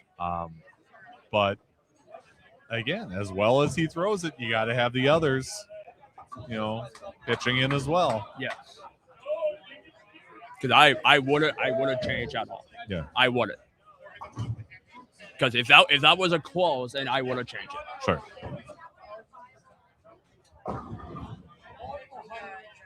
Yep. If he could throw the same shot what he did the last one, I think he'll win that. Yeah. The first game until go to game 2. Okay. I thought he was gonna miss it like world far. All right, so you can see off to the left the pinfall on 1 and 2. That's the Lakers 1 team kind of getting some warm up in before the second match.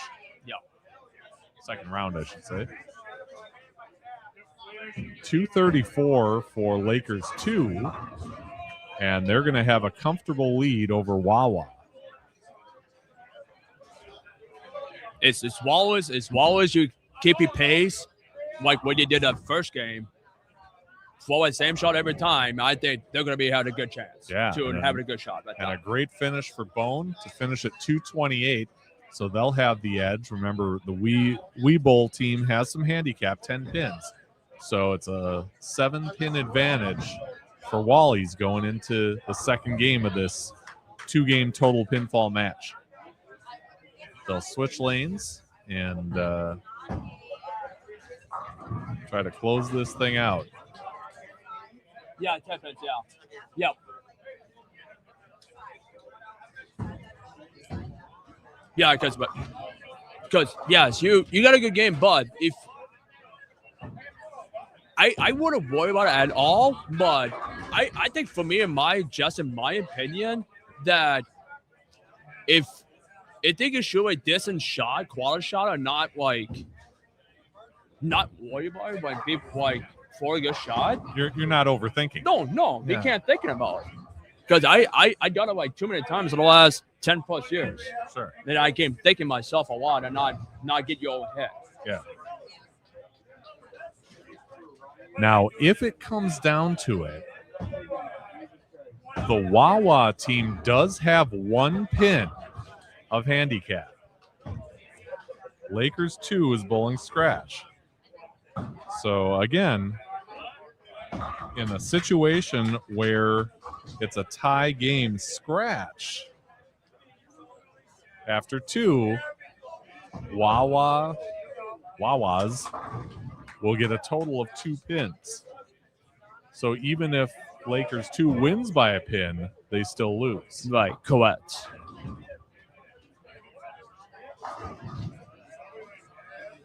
But with a healthy lead, as long as they can keep rolling, just like they did last game, they'll be okay. Mike Wurz for Wally's shakes out the left side. Because I know we watched them. Well, at the first game shot a $170. That's why he would struggle a little bit until when you go on. I don't know how many games you shot. The last game, like game 12, you shot a 258. That's to get past the people. Yep. To get in and to make it cut. In the qualifying, yes, yeah. they made the cut. And that's why they figured it out right now, because right now, if I was that team right now, I said, okay, just give it a one shot at a time and not too much thinking yourself. Yep. You can't just go, oh, I should have followed this, or I should have moved a little spot and not too much speed over it. And that's when you need to give it one shot at a time and not worry about thinking yourself, and you say, okay, if I forward continue the same shot for the last 3 or 4 shots, I think you got a good chance. You got to have a good shot for that. Sure. And in such a short format like this, 2 games, you don't need to outlast your opponent. You just need to kind of do a quick hit here with a quick string and get that momentum and keep it. And so far, Wally's is doing all right. They got a double here after a spare in the first. And they'll have Tom Jones coming up here in the fourth. If he threw that good shot, I think he had the biggest lead. If he threw a good shot. Yeah. Oh, that was. And he got it. Silky smooth, his game. You usually going up one of them almost nest in the gutter. Usually it does until when it comes like got to hook a lot and then you got to move it some different spot. And now when you did the last shot, it was just kind of smooth. Yep. Not too much. Not get too much. Affordable swallow. Not most quicker. Not why is the ball's not hooking right? Why is not do this? Why is you miss a spot? Yeah. Jones couldn't believe that 7-pin stood for worse.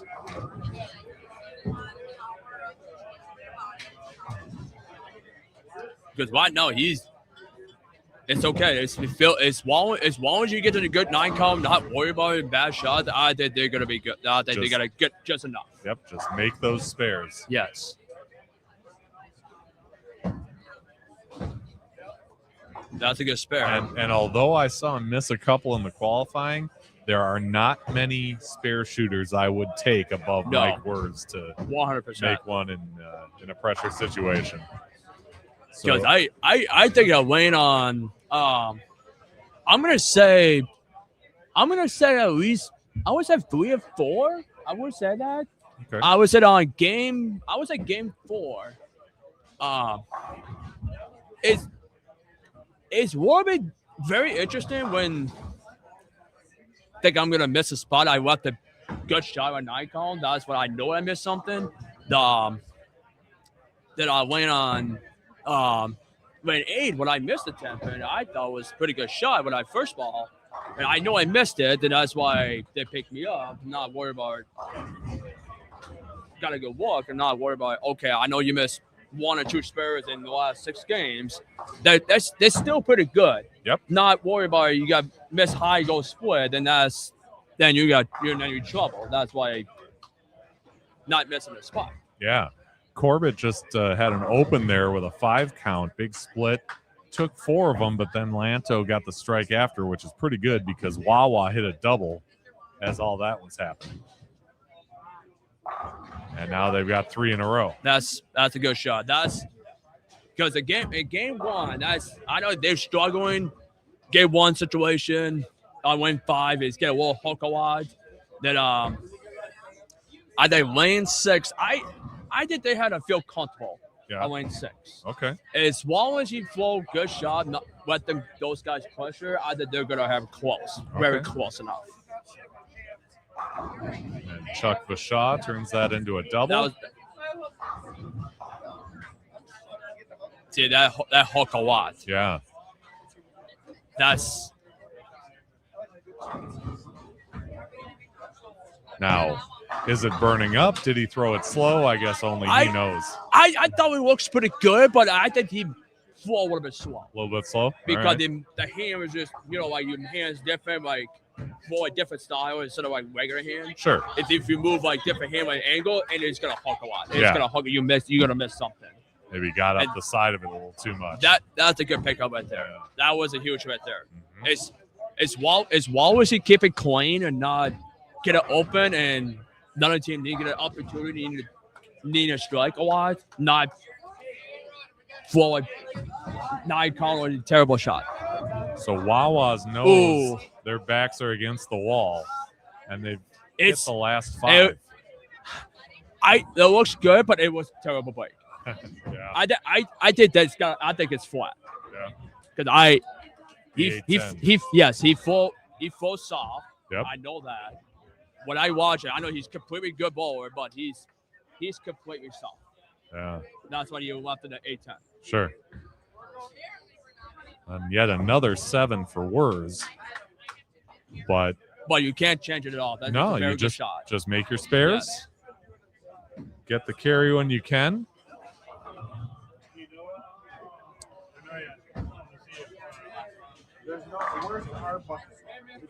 I'm going to guess that's Nate Tuchel that Wawa's has gone to for the 10th. The Lakers counter with Sam Lanto. He hits a 9 there. Wawa's can get to 260 if he hits the next two. Yeah, angle. Oh yeah, Nice That was shot. good. He's feeling it. I thought that was huge. Yeah. I didn't catch exactly how many pins they're down after that first game. Yeah, I was gonna say that was like kind of like comeback after struggling first game and until you go to last game and win on 6. You up the 9 code. They're gonna Good shots, but if Yeah. you're gonna fall like that, I think you got a good game. they're gonna make Like up that. about 40 pins almost, Yes, as they end up with 260 there. I think the that's a good. second That's a game. good score. Yeah.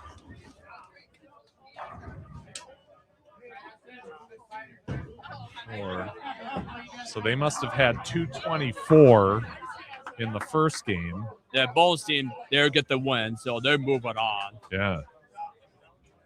They're give them the credit. That team, they had a good run. They had very good bowlers, but till after that, if you take it this back, if it wasn't split under the 4th, or after 8-10, they could have had like at least 240. They would have been close. Sure. Yeah. But right now, they did not look like feel comfortable at all. No, those 2 opens really cost them. Nope. Yeah.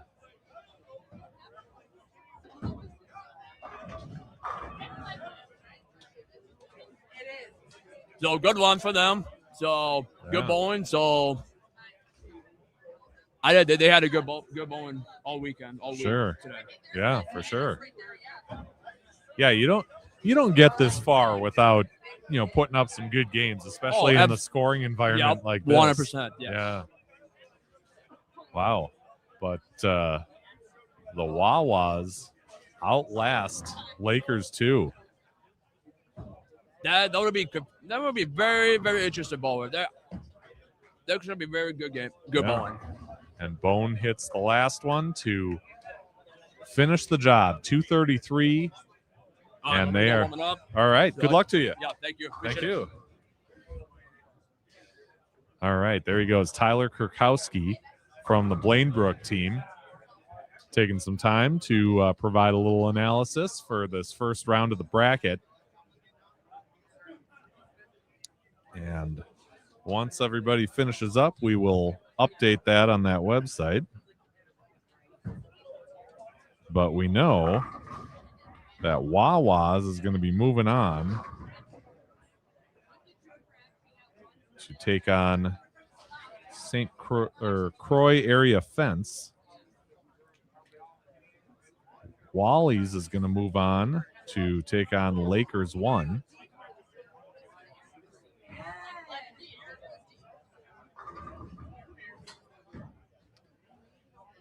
And we're waiting on the outcome of the Rubes and Shatek Lanes to find out who will take on Kurkowski and top-seeded Blainbrook.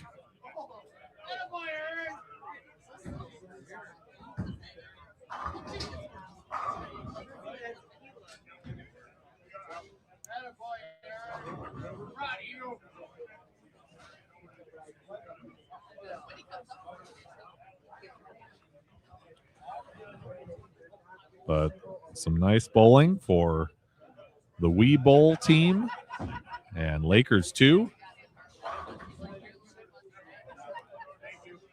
Just needed a little bit more down the stretch, as is the case for some of these other teams as well. But great run. Like I said, you don't get this far by not having some great bowling in there.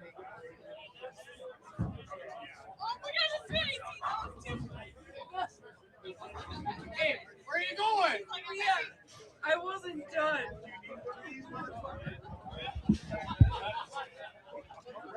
Where are you going? Hey, don't even start. You keep up. That's all I said. You keep up. You just be like, yes, I did. That's what I'm talking about. I'm going to try and share the screen here so you can get a look at what that bracket looks like, at least, you know, where we're at right now. We'll fill in those last two blanks as soon as we get results, and I'll be right back with that.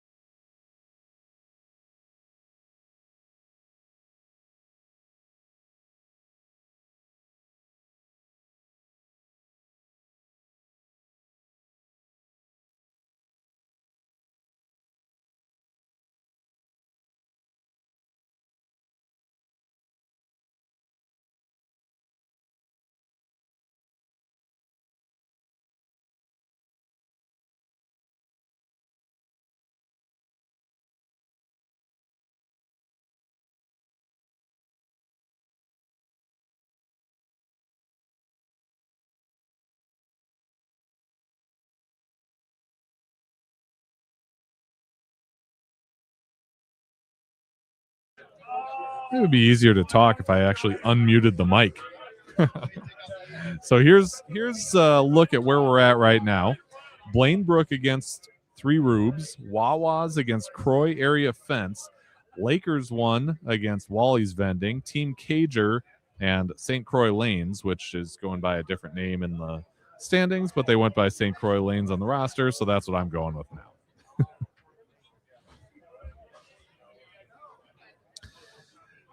So on our two live stream pairs, you will see the match between Lakers 1 and Wally's Vending. That's on 5 and 6.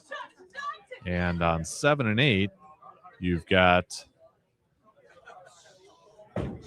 looks like the Croix Area Fence against Cager.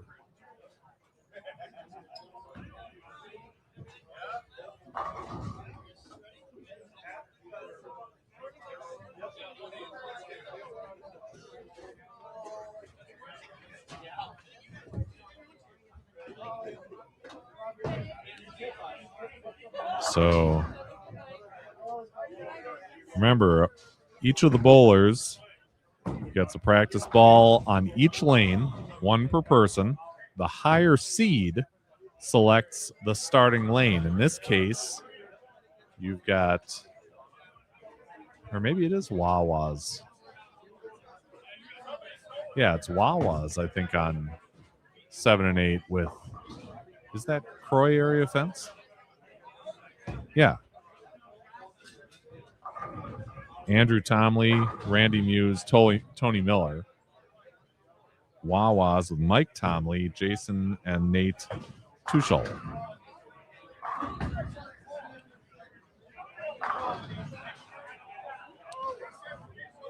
Again, remember these games are two game total pinfall matches.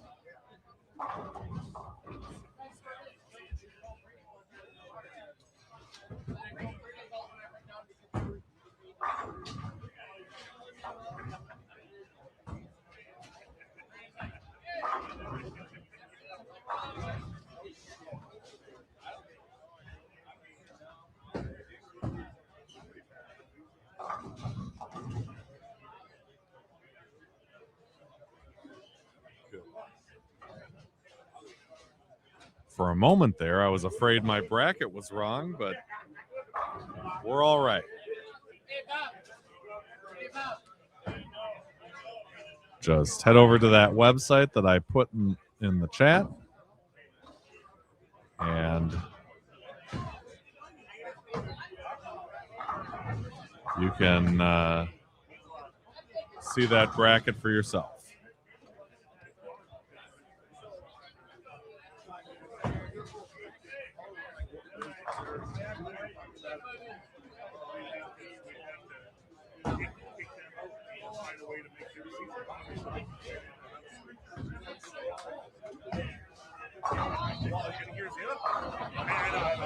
There's a lot of problems with this. We're trying to work on it. Yeah, I know, right? All right. Hey, drive safe, okay?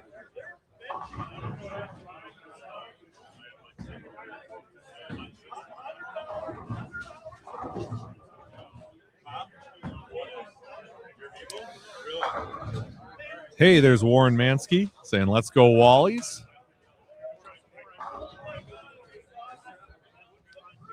Good to see you on here live as we continue through the finals bracket.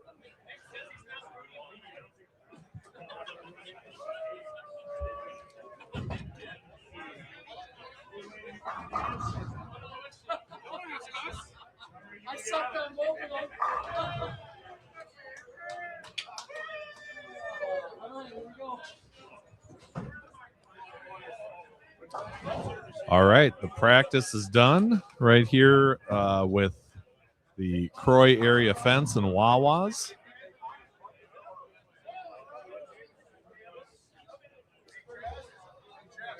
Wawas with their back to the wall shot a big 260 on 5 and 6 to survive and eliminate Lakers 2.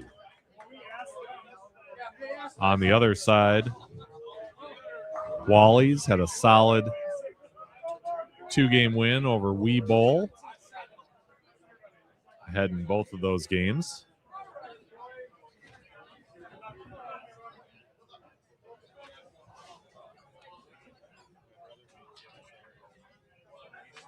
The Croix area fence getting that first round bye, as did Lakers 1.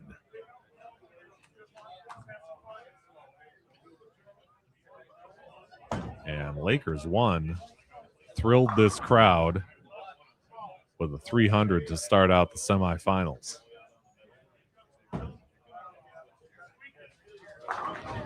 And Jones starts by splitting the 8-9 for a perfect strike. Off to the right here, William Jones hits a nice messenger. And I think they're still in practice. Unless they meant to start the game, I'm not sure.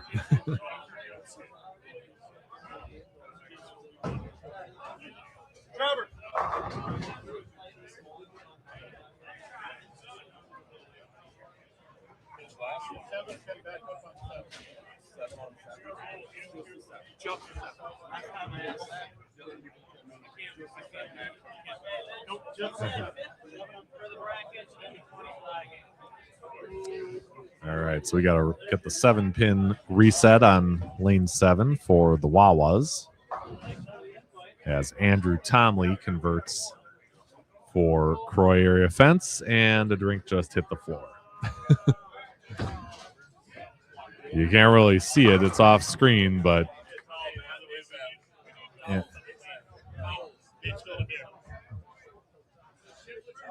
Andrew's making sure nothing ended up on his shoe. Everybody else is backing up as we get some towels in here.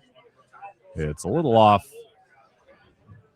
the screen, but now there is some furious wiping going on.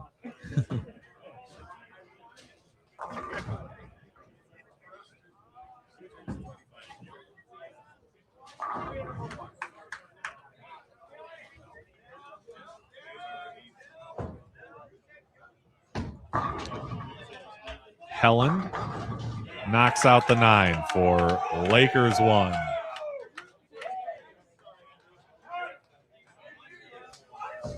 Wally's counters with Bone, who flips out the right side and makes it the front three. So they're keeping the pressure on in this first game of the match.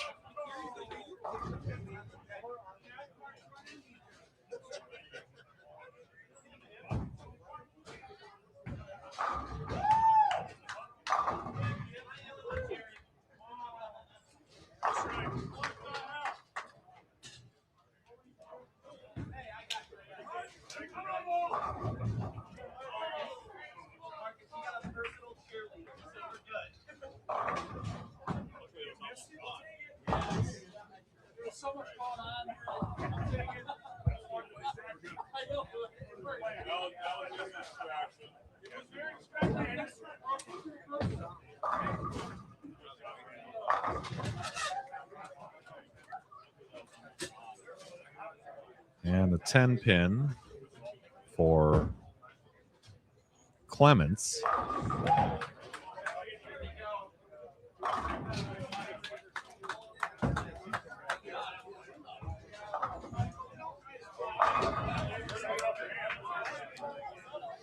And it's the front five off to the right for Blainbrook, who is keeping that pedal firmly pressed against the floor. The overall #1 seed in this event.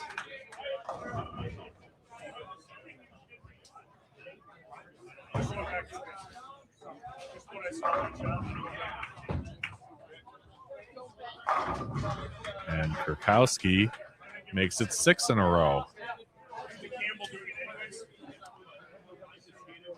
Hey, Robert, going to have to be a little more specific. Who won it? The matches that were right in front of me right here were won by Wawa's and Wally's Vending. So they moved on to the second round of the bracket. If you look in the chat, you can find the link to that bracket.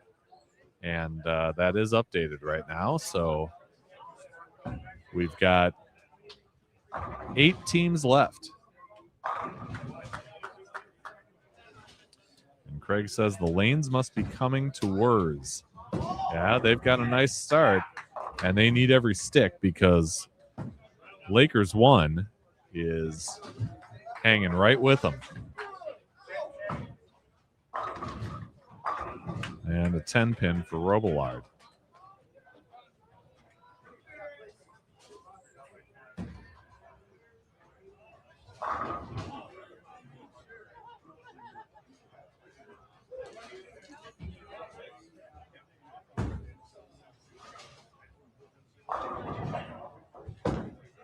Off to the right, it's the front 7 now for Blainbrook, the overall #1 seed.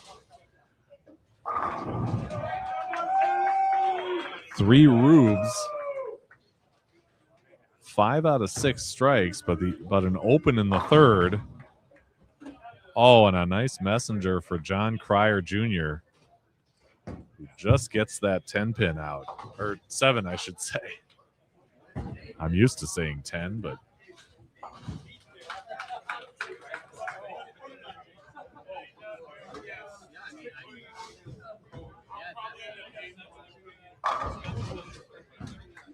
there's a nice shot for Andrew Tomley. All right. Austin Yankee here. Be there in a second. You bet. He's coming back.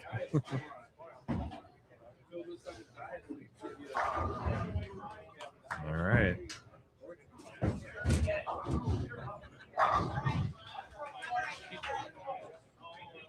So Clements splits the 8-9. Coming off the spare there from, that would be Robillard. Here's Wurs coming off a spare for Wally's.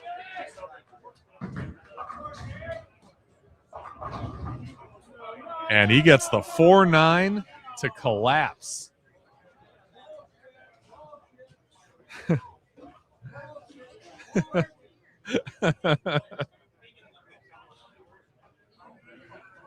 Yeah, something's coming towards Craig. As Sam Lanto implores tournament staff here to check his bowling ball. I think the bowling ball is just fine.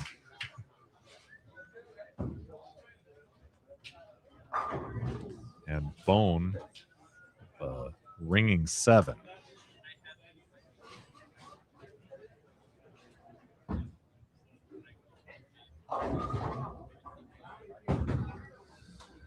Kurkowski in the 10th off to the right here, leaving a 10 pin, and that breaks up the string. They had the front 9 going. As Rubes with Drew Dietrich in the 10th, or in the 9th. I'm sorry, they're a little behind. And that's okay. You can change the tempo in these Baker matches because they're all in the same lane. So each team kind of determines their own tempo, but then, you know, you can speed up, but then you got to wait. You can slow down.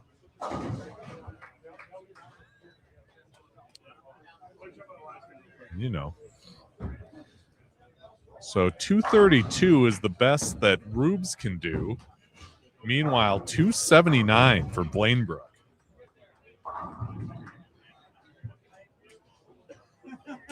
They are not slowing down.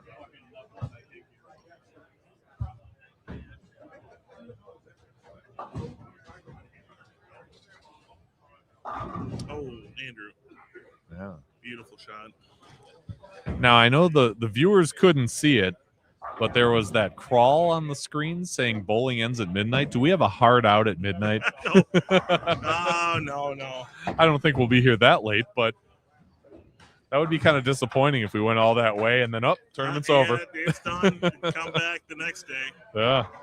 You were right, Craig. It is opening up for him. If anybody knows him, I know you do.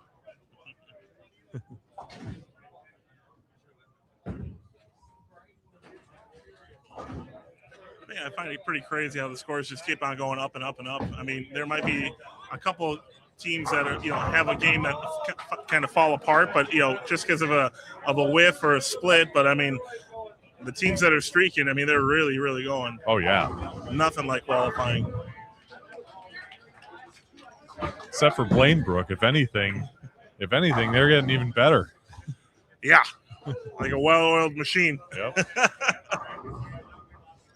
Bone finishes out 236. I'm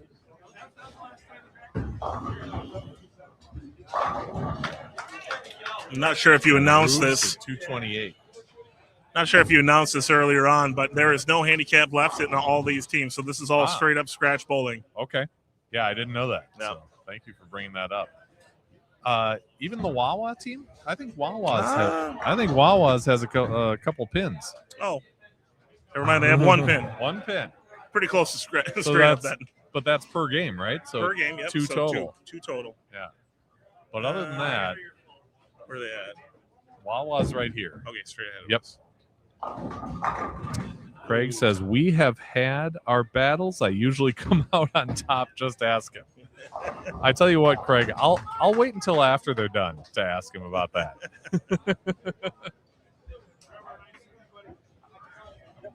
All right, so Wally's on top of the Lakers 1 team by 12 pins. And 169 for Wawas.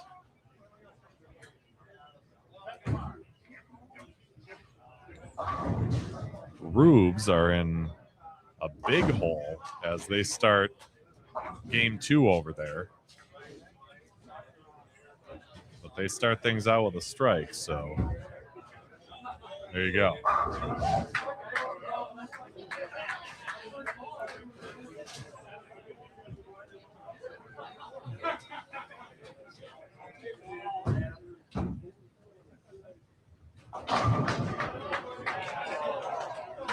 On the far side, it's Cager with 248. And they're going to have a nice, healthy lead against St. Croix Lanes.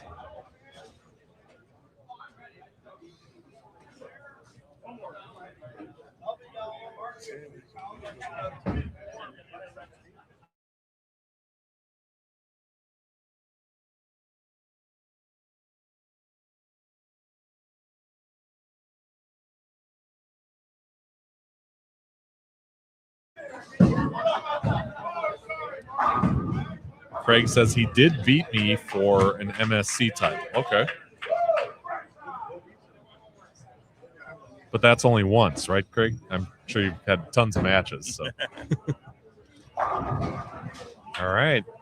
Here comes Team Rubes with Mike Holzeater hitting the third strike of the game. They got the front three as they try to dig their way out of a 50-some pin hole, 51 pin hole to Blainbrook, our top seed.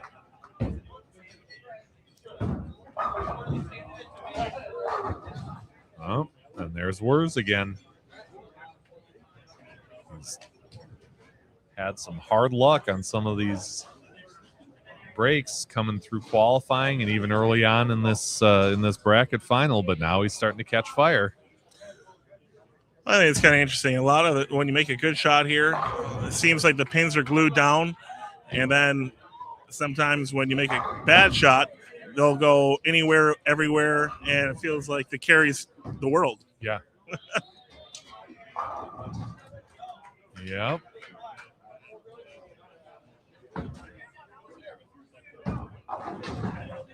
And there's Bone again. He's had some good success carry wise and really everything else. I mean, he's really leading that team. And that's why you see him in the 10th frame pretty much every game. Oh, Adam just had a Brooklyn.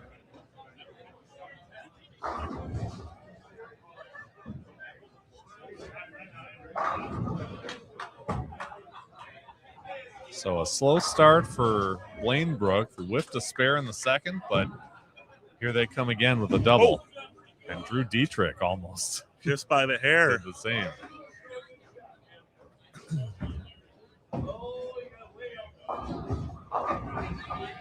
Nice swisher shot over on 8. Yeah, I think that's Nate Tuchel.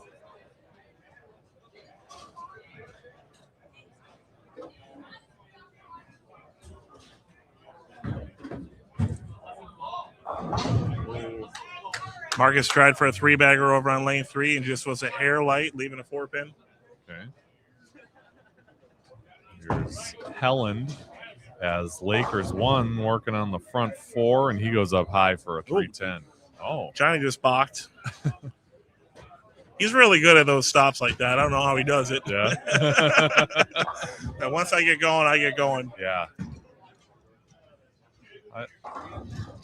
Oh, and he got the 9 out luck there. on that one. Yep. A little bit high, but they'd get the 9 out. I mean, if you're not striking and you get 9 every time, make the spares, you're going to be okay, especially since they're up 12 and on the other side you got an open.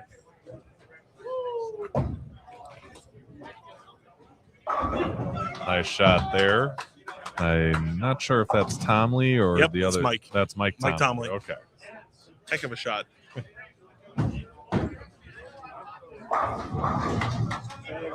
So this will be Jason Tuchel for the Wawas in the 4th.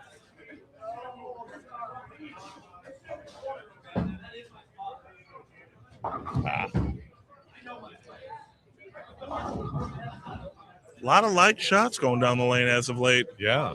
So we're starting to see a transition. Light or high, one of the two. All right, Robillard. Playing the whole lane. Oh, look at that. Not quite. Nice messenger over on lane 8. Okay, that's Jason Tuchel.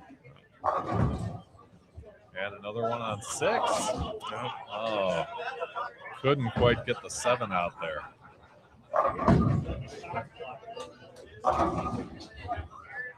Wow.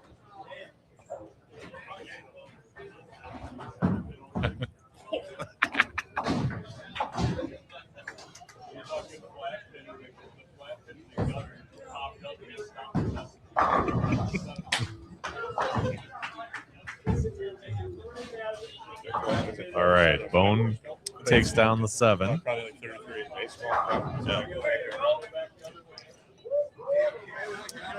Craig says, that's why I put Bone on my trios team in my tournament. Ride the horse. Exactly. Here's Andrew Tomley. Oh! Great shot. And spin around the deck. Yeah. No 9. Wow. Drew Dietrich with a nice messenger over there for Team Rubes. Well, I find it interesting. When we were playing him last round, he was throwing the purple hammer, and he had the first 2 strikes in the 10th, already won the tournament, already won the match, and he decided, oh, should I try something else? And he did. Looks like he's thrown a IQ tour. So we went back to reactive, and it looked pretty good. And now he's starting to get a lot of area. Sure.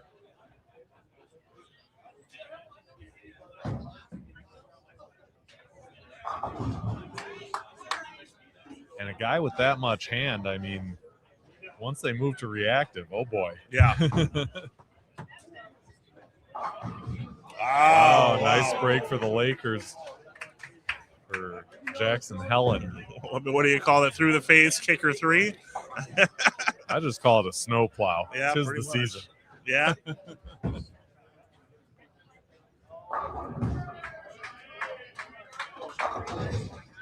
And Wurs gets the 10 to drop. So a double for Wally's Vending.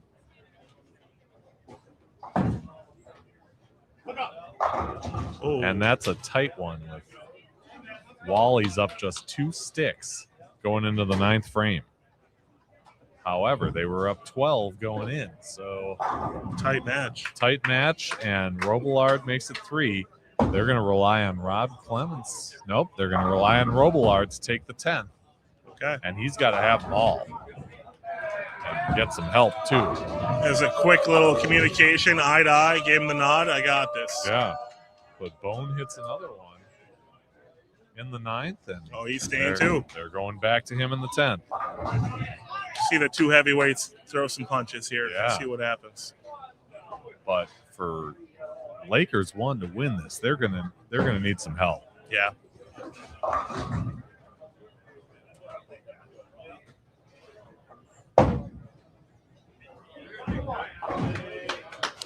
Oh, Brittany says, thanks for saying hi to me today, Austin. Of course, not a problem. Oh, wait. Brittany? Brittany Cryer. Oh, didn't see her. No, I saw her. Oh, jeez. She was right next to him. Yeah, well, when Bone you leaves do a 7. you just get immersed into this. I love watching this game. So there's the opening that Robillard might need. He's got the first strike in the 10th. Let's see what he does with it.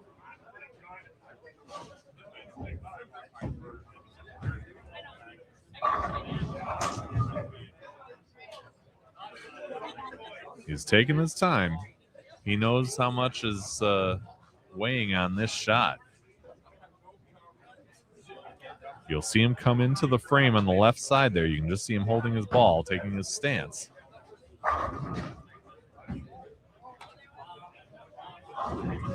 And he got him to drop. So another strike for Robillard. He can get to 256. And that might just do it right there. Wow. As Bone covers the spare, but just too much firepower from Lakers 1. Yeah.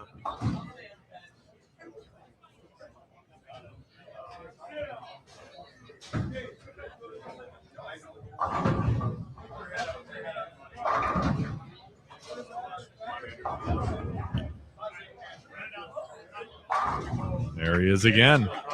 10 back, 256, and they have come from behind to end the day for Wally's Vending. Wow.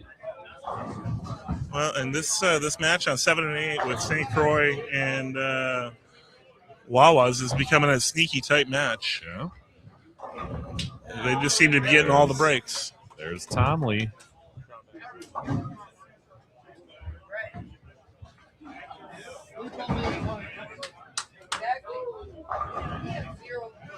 Yeah, Croix area fence needing to get something together here. Yeah, because we didn't strike out. And again, we talked about the tempo, right? They're bowling on the same lane. No. Oh, boy. This is a game changer right here. Tuchel, yeah. Now the scoring machine says 9. They're going to have to change that, but All right. and they Clutch follow shot. with a strike, yeah. So again, the tempo. So Croix area fence taking their time. Oh, he got it. Oh, and he picked got it it. up. Wow. That was massive. That was huge, yeah. Great shot in a pressure situation. Off to the right, it's going to be Blaine Brooks surviving against 3 Rubes. So the top overall Whoa. seed takes it. Randy Muse. Vintage with a virtual gravity.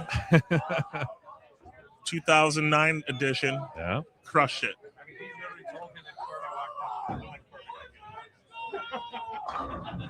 And a strike for Tuchel.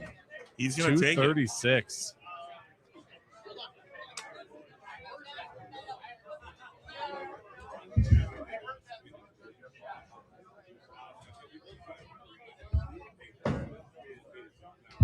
So 405 Oh, boy.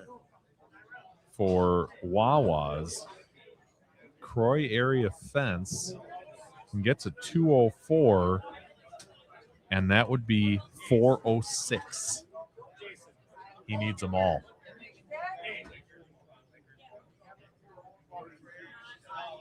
He's got to cover this and hit a strike on the fill ball. And win by 1. And they'll win by 1 pin.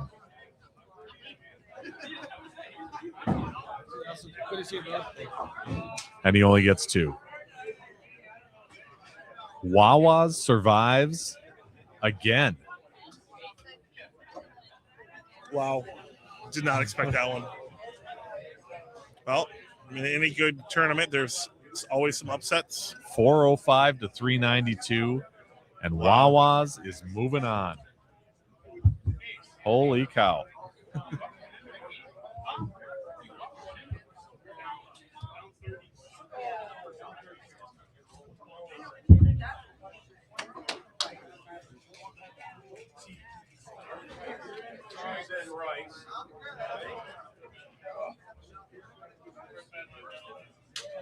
And their prize is they get to take on the number 1 overall seed, Blainebrook.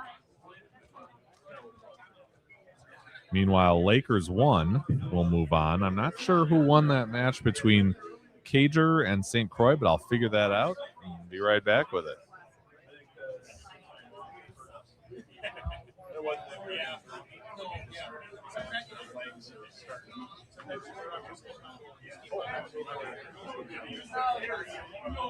So Cager did win that match, and they will advance.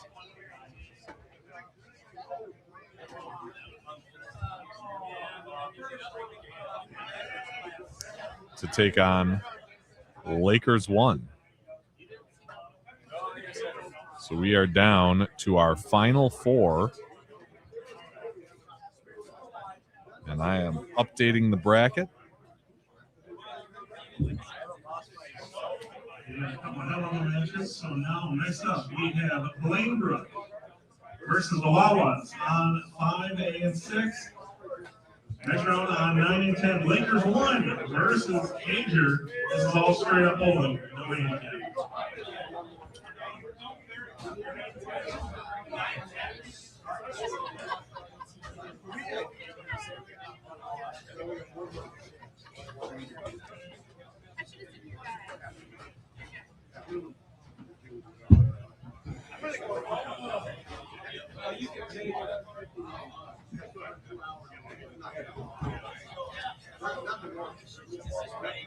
Do you need a shot?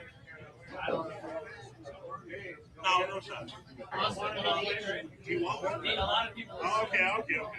Yeah. All right, since you guys want one on each, we'll give it to you.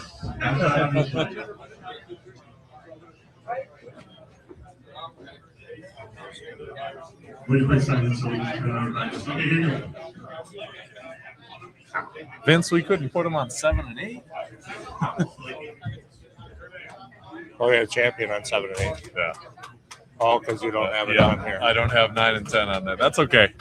Turn it or not? If I turn it, then I can't see them, and I'd rather just Oh, keep it I didn't here. know there's 2. Okay. Yeah. It's, scoring and match, but that's all right. So we'll keep you updated on the Cager and Lakers 1 match. We will stick here with Wawas and the number 1 overall seed Blainbrook.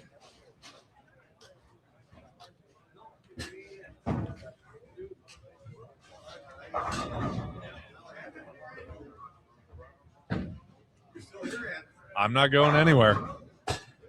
It's like when I go to a baseball game with my wife, I say, I refuse to leave until a winner has been determined. Yeah. I know you do. Yeah.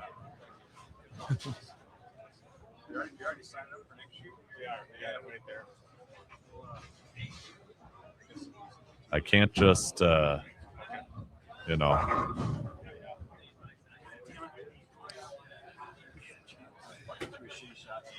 can't just go through all this and leave it. Got to know how it ends.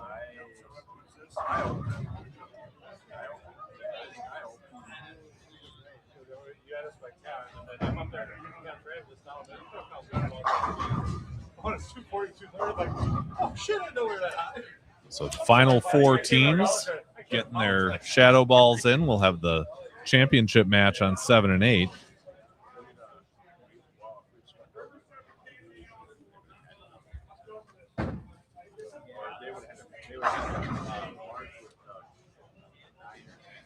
You've got the upstart Wawas,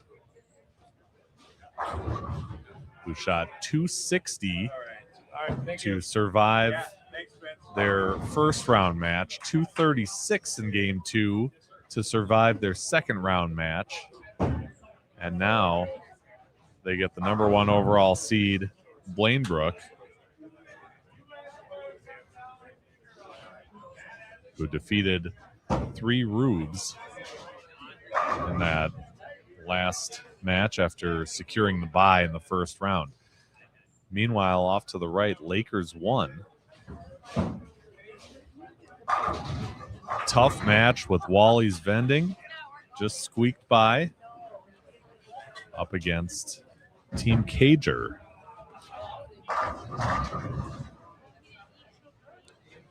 Who defeated St. Croix Lanes, a team that also had a first round bye.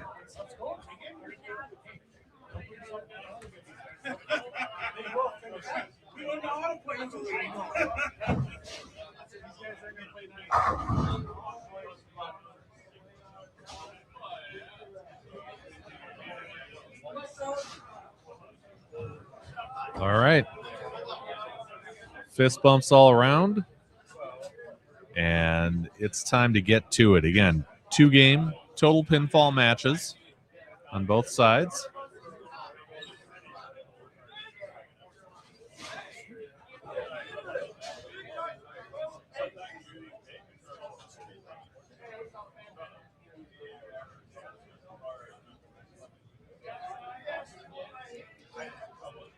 So 7 and 8 not being used right now, but they will be the championship pair. And that match will be here right after we determine the winners of these 2, we'll call them Final 4 matches. William Jones with a 10-pin. He was hoping that would snap it out. Oh, and Jason Tuchel pays the maximum penalty with a 7-10.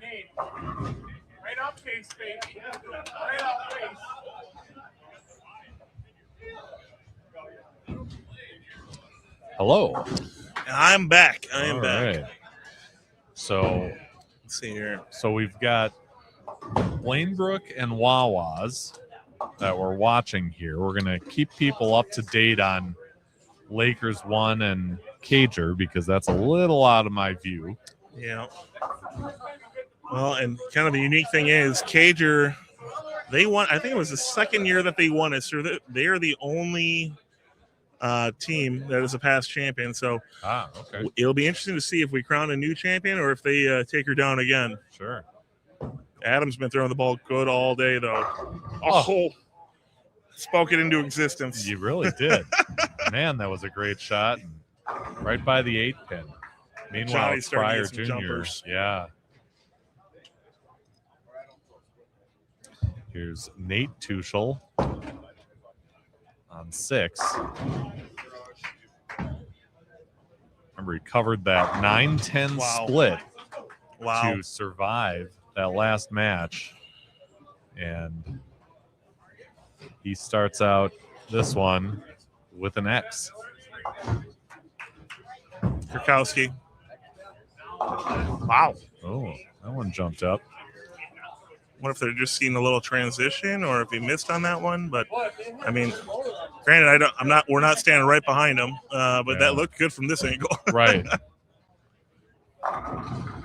Robillard just switched balls. Okay. So he's throwing something a little bit more flippy. So there's definitely a transition going on here. Sure.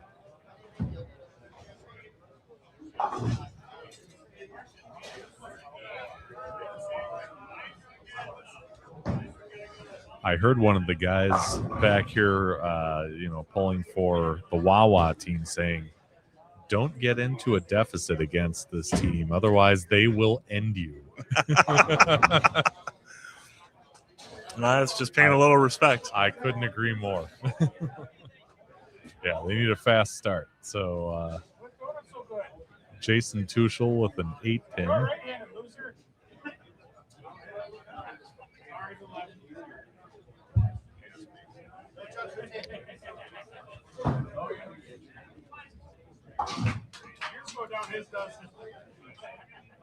Over on the other pair, we've got Lakers 1 working on a double. They've gone spare, strike, strike. Rob Clements in the 4th. You can see him off to the right there, and he strikes. And a spare for Tuchel. So 58 through 3. They're down about 12. Let's see what Cryer can do here in the 5th.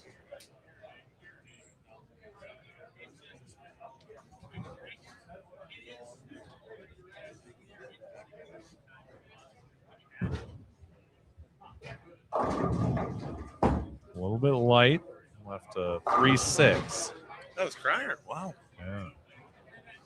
Well, he didn't like that one.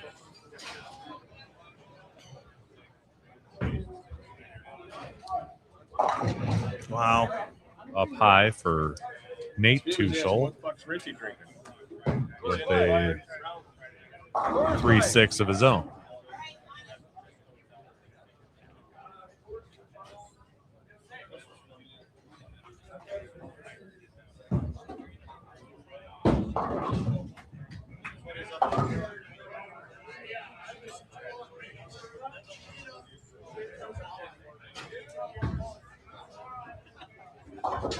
And Tuchel converts the 3-6 just like Cryer did a moment before.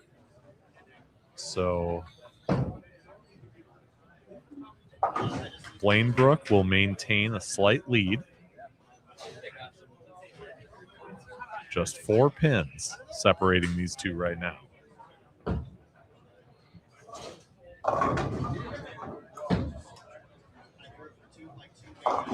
Ooh. Looks like I don't know if he stuck a little bit on that one, but or he had a little bit of difference with his footwork. Sure. We saw Kurkowski go high on his last shot. Oh, and did he make the adjustment well or not? Cager in the 6th.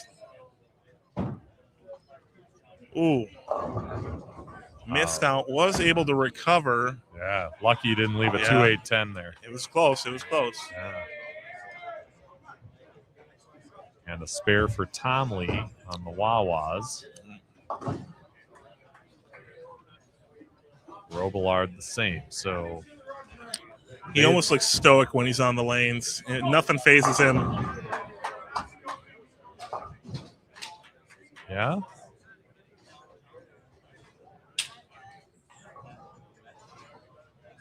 Jeez. I just caught a glimpse of the football game over there. It looks like the Niners are catching some hot ones from Seattle. Well, it was kind of surprising when we were just getting through that third round to see the Broncos overtake the Bills. I mean, this is the season of playoff football, season of tournament bowling. Yeah. I mean, this is what everybody lives for. Mm-hmm. Doesn't get better than this. No. Pankow for Cager getting in there. And they've got 4 guys on their team, and that's the one team that has really been utilizing that a lot. Yeah. And that was one of the new revisions that we put in this year, and they're definitely taking advantage of it. So when that came out, I sent a message to just missed that 10 pin. I sent a message over to Jim Lucas with Chip Magnet, and I said, hey, I want to get a 4th in there. And he said, can you bowl? I said, not exactly. I'd love to see you on the lanes again, though. Running this. I don't think they needed me today, though. Kurkowski. They did okay. They didn't make the cut, but certainly put themselves in position. So Kurkowski makes it 4 in a row now for Blainbrook. And there's a missed 10 pin, and that's going to hurt. He knows it, too. Having a quick conversation here before they go into the 10th. Kurkowski's going to take it. Looks like they're going to try and fine-tune this. See if they can step on the throat a little bit. Okay. And Robillard with a 10 pin. Wow. So now Cager going to that 4th bowler. And they can do that as long as it's the beginning of the 10th frame.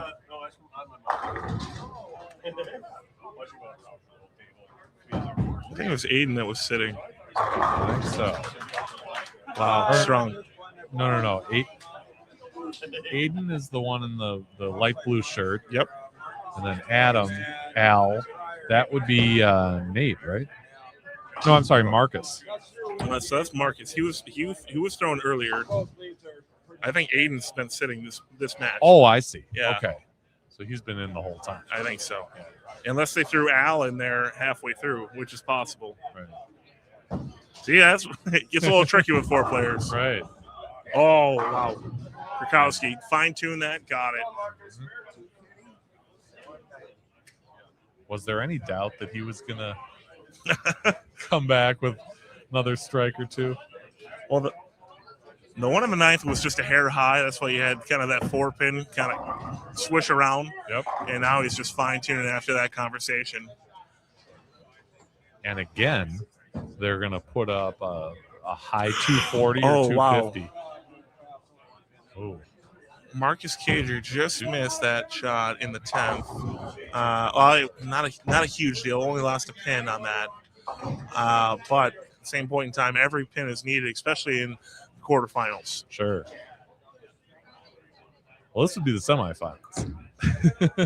Is it? Yeah. Because the 2 winners will bowl in the championship. Oh, well, That's when you get knocked out early. Yeah. Yeah, we're in the final 4. So 249 for Blainbrook.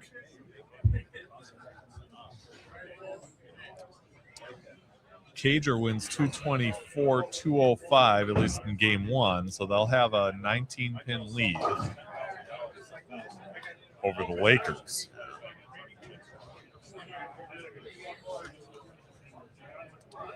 All right, let's see what the Wawas can do. Wawa now in a very deep hole.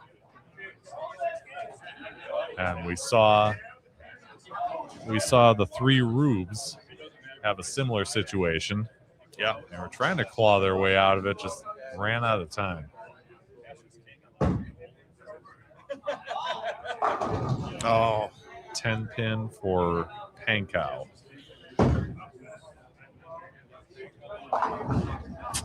And that one from Tuchel missed the head pin on the left. He's going to have a 1-3-7. Jones got the 10 pin out that time. And they start out with a strike.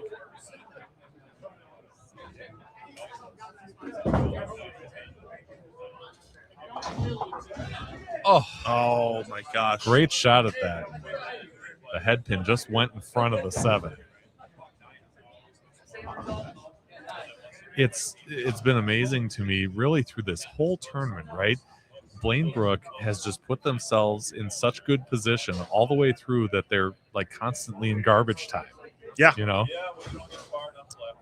Well, and I feel like that, you know, they bowled this tournament I think they bowled it all 4 years, actually, 3 or 4 years. And they've just been fine-tuning it every single year, making it further and further into the roll-offs. I don't want to foreshadow anything. Right. But I feel like they are definitely the strongest team out here as of right now. Sure. Kowski up against the ball return now. Ooh. And there's a surprise that nobody wants to see. Yeah. Except for maybe the Wawa team. They need every single pin. Yeah. Being, well, what 60 down? 65? They are 49 and 18. 61? Yeah. All right. Kurkowski gets 1 out of there. But they still have a lead. Unless Tomley can get things started for Wawa here. That's good. Oh. Well, hey, good enough. Jumped Southpaw. up and he got it to work.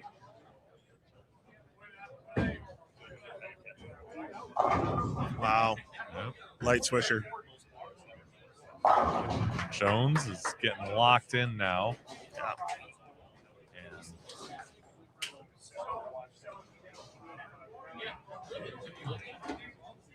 That's the thing. It's like one of these guys on Blaine Brook misses, and then the other two just double up, and they just keep it rolling.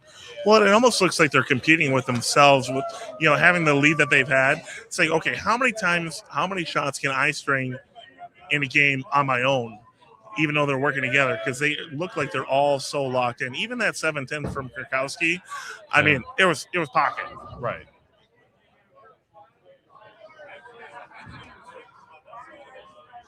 Flush. Boom.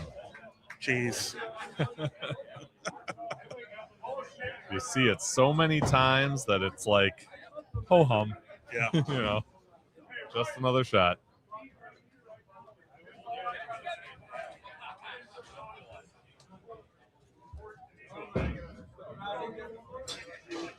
Ooh. Okay. Got it.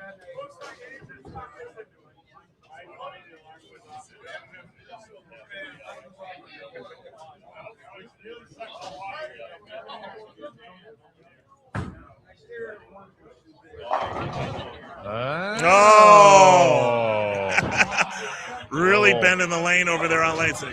Appreciate it. Little razzle dazzle. He needs the show. I love that. Hey, I need an autograph over there.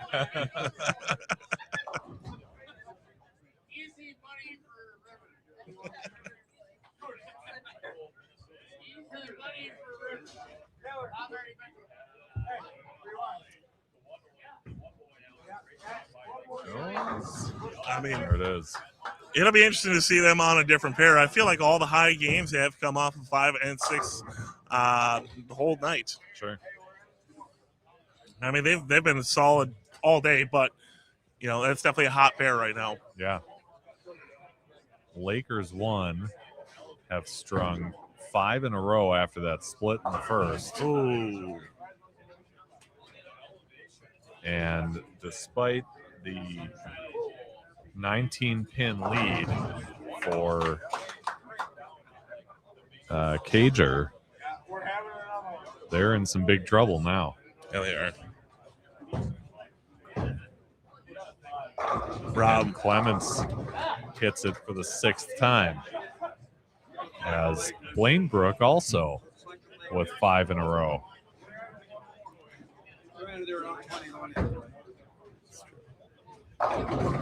Cager, powerful shot right there. Yeah. Just trying to keep him alive. Kowski deep again. Yep. Smacked it. Yeah, well, I think Wawa's been ended. Yeah. Pretty tight right there.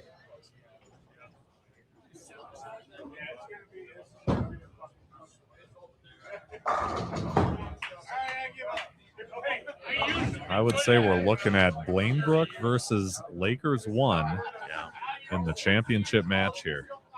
Yeah, they're definitely trying to shut the door on Team Cager right now.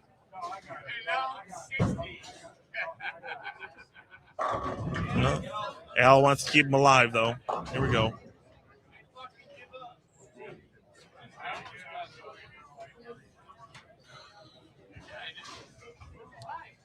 And Krakowski gets the 10th again for Blaine Brook.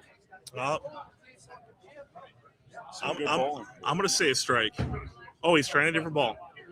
Ooh, he's trying a different ball. That one didn't go. Oh, yeah, he said it's not the one. And that's another thing. When you're constantly in garbage time, you can experiment. Yeah. Well, it looked like an attention star. What?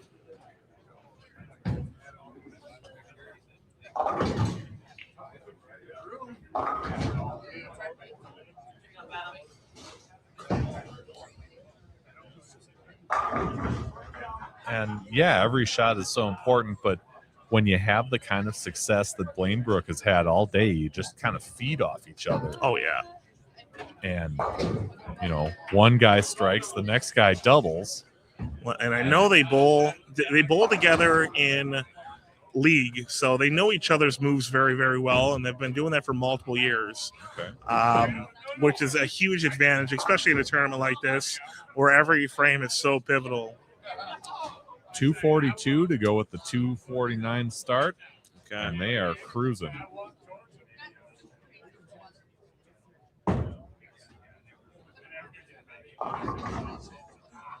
I mean, when your off game is like 230 or 240, yeah, that says something right there.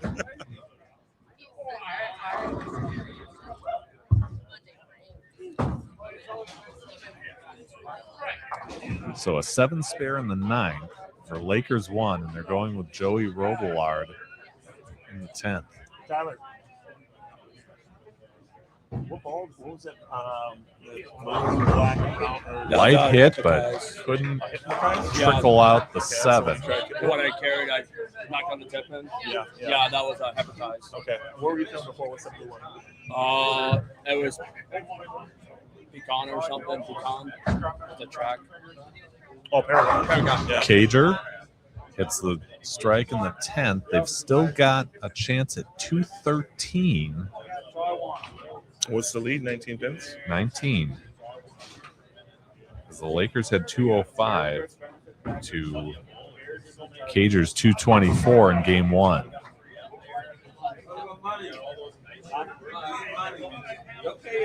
But yeah, they're going to be in the 240s. Yeah. So that's pretty much that. That's finalized. So it'll be Lakers 1 and Blaine Brook for the whole enchilada.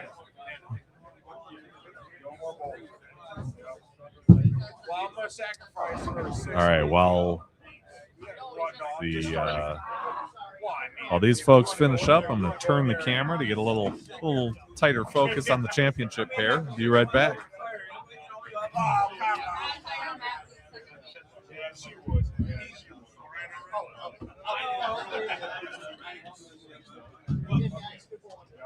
All right. Final time. Blaine Brook, top seed. Versus Lakers 1. You're going to be rolling on 7 innings. Don't forget, $2,550 up for grabs. Who wants it I'm more? going to watch from back here. Good Yeah. luck to you both. That's what they're doing. Got to say, the view's pretty good. Yeah. That's what I'm going to do.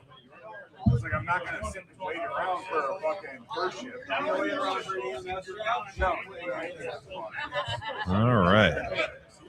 This lady right here, she works. Oh, imagine that. It's on 7A right in front of the broadcaster. I suppose you don't want to know. Okay, so here's where we stand. Plainbrook and Lakers won in the championship. Let's see if I can square up the scoreboard here.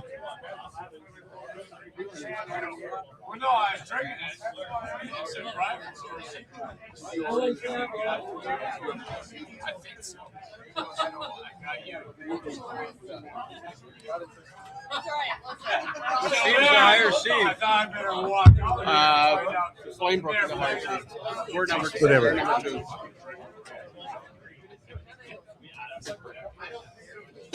Splitting everything. What? Splitting everything. Really? $2,500. No.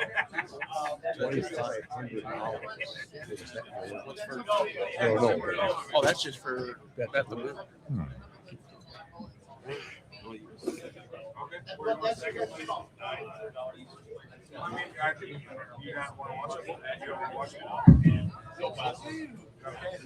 No practice? No need process. You mean you're not tired already? No. You're too young. I need practice, but I'm not bowling. We're not out there. We got table. Yeah. I'm not gonna be home like 2 periods. You bowl tomorrow? Classic in the CBA? I can't because my grandma was in the Oh. today, so I need to spend time with her. So she couldn't walk it all, so I just got time with her. Okay. Well, good for you. I wish I could, but I'll be there.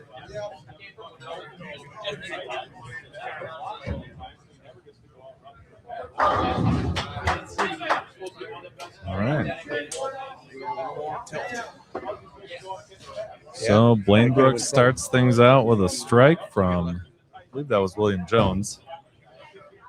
And Clements trips a 4, and we're all even after 1. Get used to it, John. Get used to it. I taught them well. Right here. Should have actually got her. Crown apples. Crown whatever. There.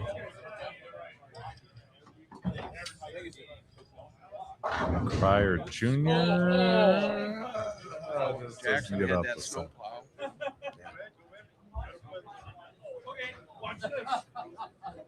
You guys are all in. Cheers. Have a good trip. Dead. Thanks. Flush. Perfect for Helen. I'm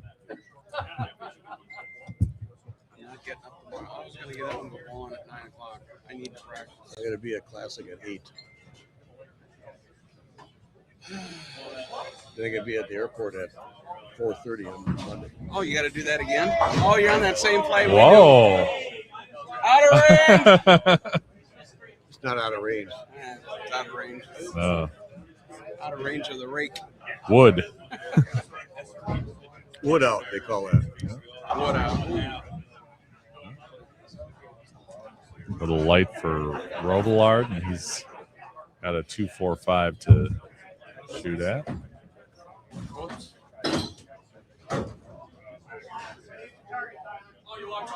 It's a good temperature outside. Do I need to start my car?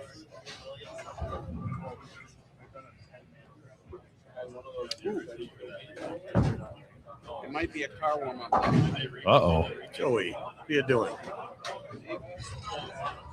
Just one. So 53 through 3. And here's Kurkowski. A little light.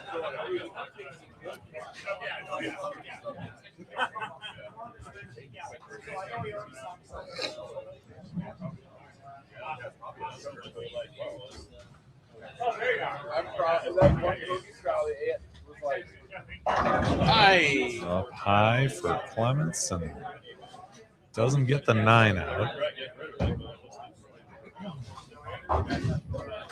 And Kurkowski picks up the 2-8. So about a 5-pin difference right now with Blainbrook holding on to a slim lead. I'll be home by midnight.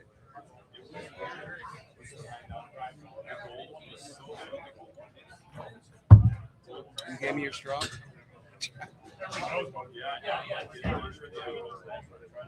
Whoops. That one went up high. And Neither team wants to win. Give it another frame or two. Didn't get any practice on it. They didn't want it. Didn't matter.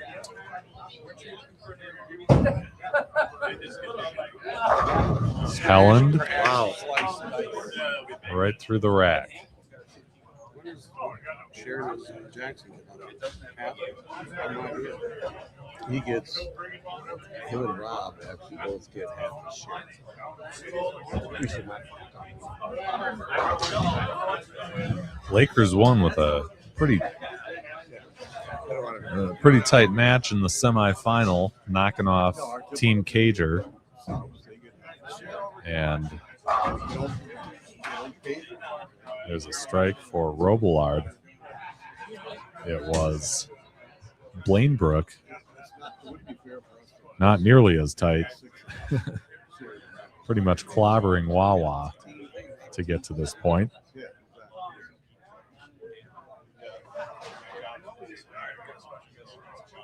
But Blainbrook's need to hit some strikes to keep pace. Here's Cryer Jr. Up a little light.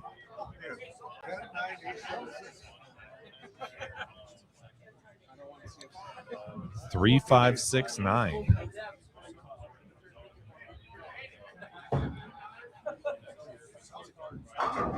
Nice shot from Clements, snapping that 10 out. And that gives them a 3-bagger. As Lakers won, really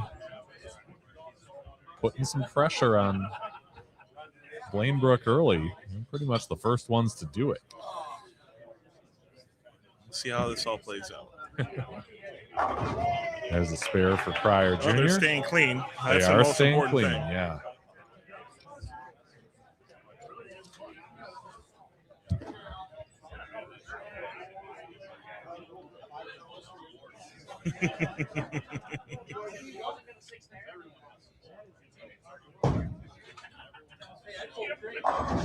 Oh, wow. If there was ever a bad spot for a pocket 7-10, that was certainly it. Taking advantage of it. Yeah, especially when you got Kurkowski coming back with an X in the 6th. He's got a lot of power, though. I wouldn't be surprised if he's at least able to get up on the deck.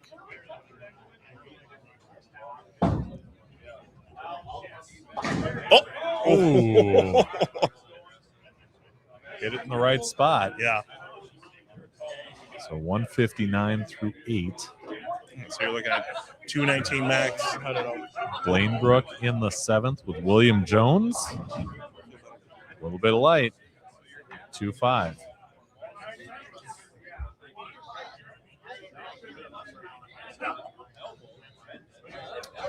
They've often talked about the differences between lanes 7 and 8. We've seen Cryer miss the head pin in qualifying on 7 after flushing every shot on 8. Oh, he wanted it. He wanted the switch. It didn't get it. It was close. It's going to put him at a 209 max. Leaving the door open for Blainbrook. Yeah. If there's a team that can climb out of a hole, it's definitely them. They've been on fire all day long. Yep. All right, let's see what type of adjustment John's going to make.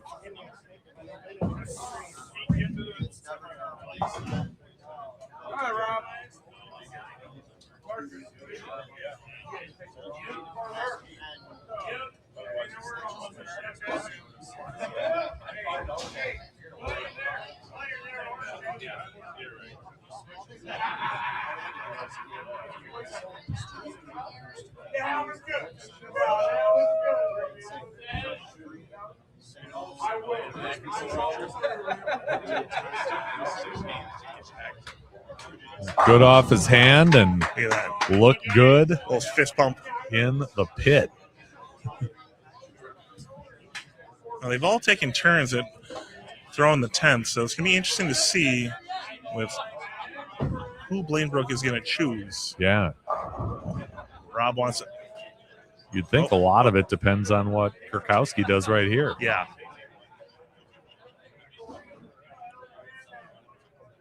Stone cold, looking at the pins, thinking about what he's going to do. Lines up. Takes a breath. Off he goes. Oh, look at that.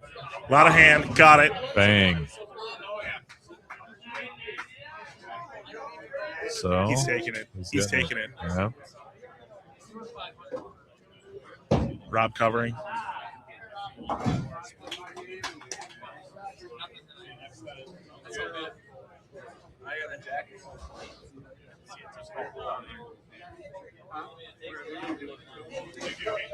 Looks up, takes a breath. Yeah.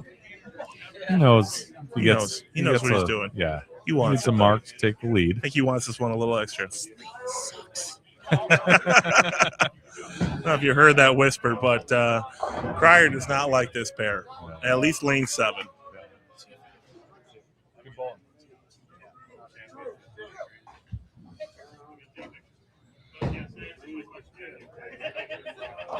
Rob getting all the pins that he needs. Okay, 198. The Lakers won.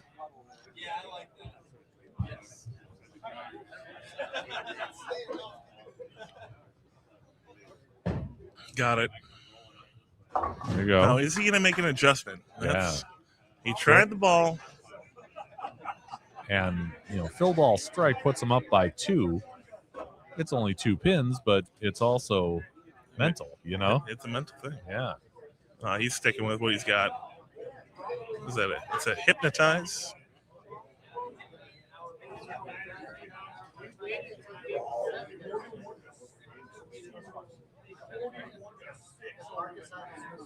He got it.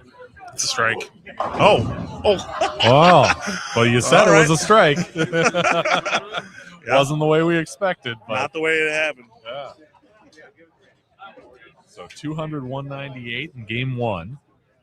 Blainbrook will be 2 pins ahead as we get into the final game of this tournament.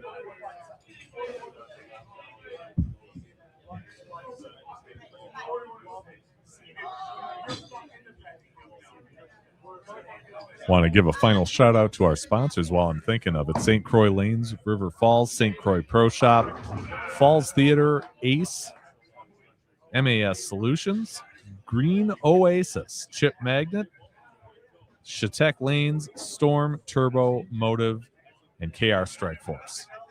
Thank you for your support. Yeah, it's been huge. That's one of the reasons why we wanted to expand. I mean, bringing in these sponsors has really helped out quite a bit. And we're already trying to make moves and decisions on our 2027. Awesome. We're looking forward to that. And Jones slams with authority. 10. Yeah.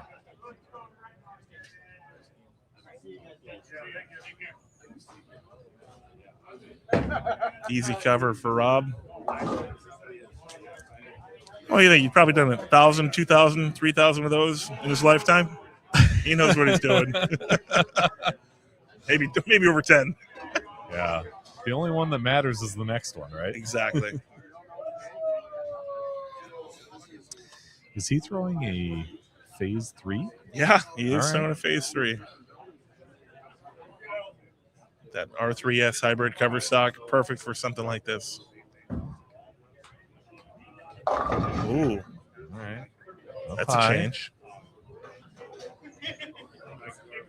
It seemed like he couldn't get it to come up or climb up the hill on 7. Yep. Now it's screaming off the sheet. But that's exactly what happened in qualifying with them. Wow. Oh, my God. That was a FedEx Express that just missed the mark. All that power. And, yeah, just right in front of the 10. Ooh.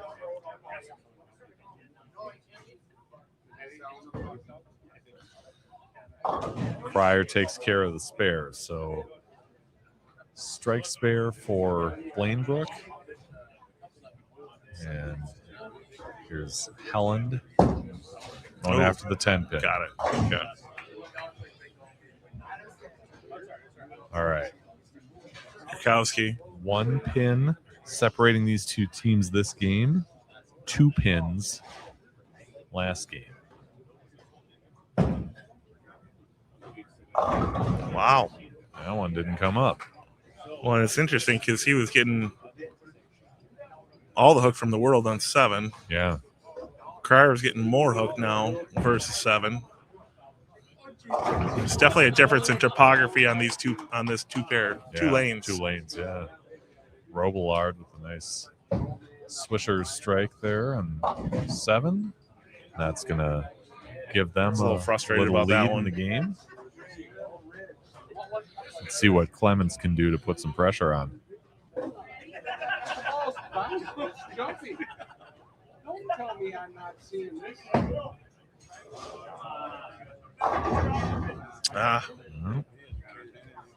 couldn't get the 10 out.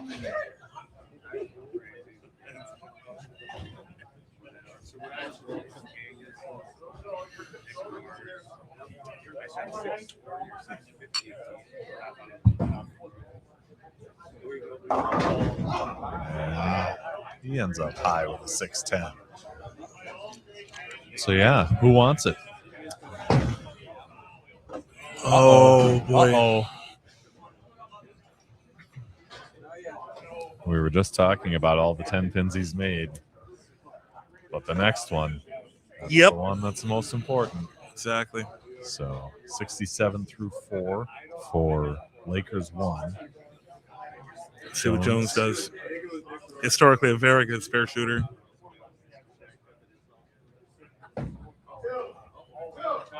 Got it. Yeah. Okay. We have 1 strike.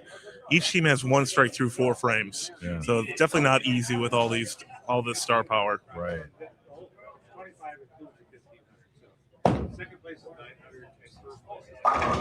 Oh, nice shot. Jackson Helland.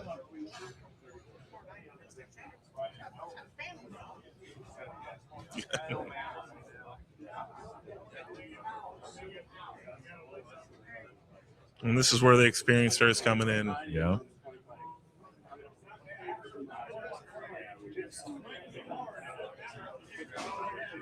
Take a long time in the setup. Focusing. Stuck his form. Ooh. That one's a little light now. Leaked it. Just by a board or 2 out on the target, on the break point. Just sails. Yeah.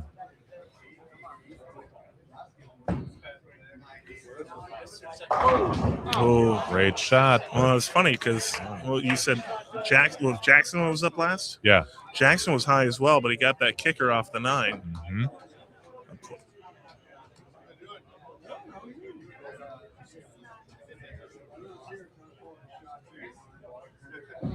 Got it.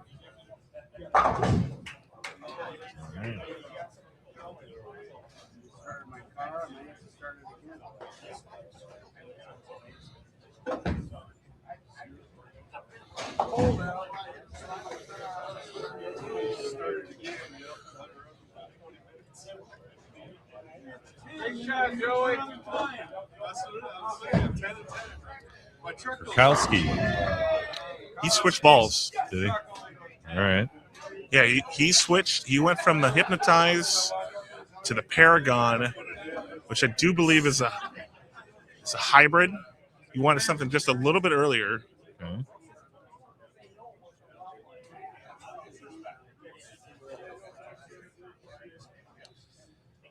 In an event where scores have been pretty high, they got to earn every stick now.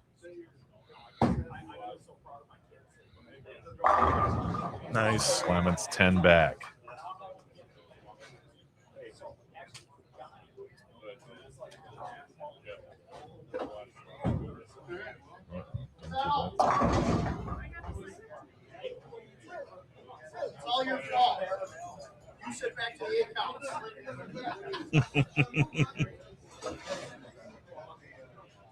I guess there was a little chatter here on the Blainbrook side. Tom Corbett said, okay, now back to the 8 counts.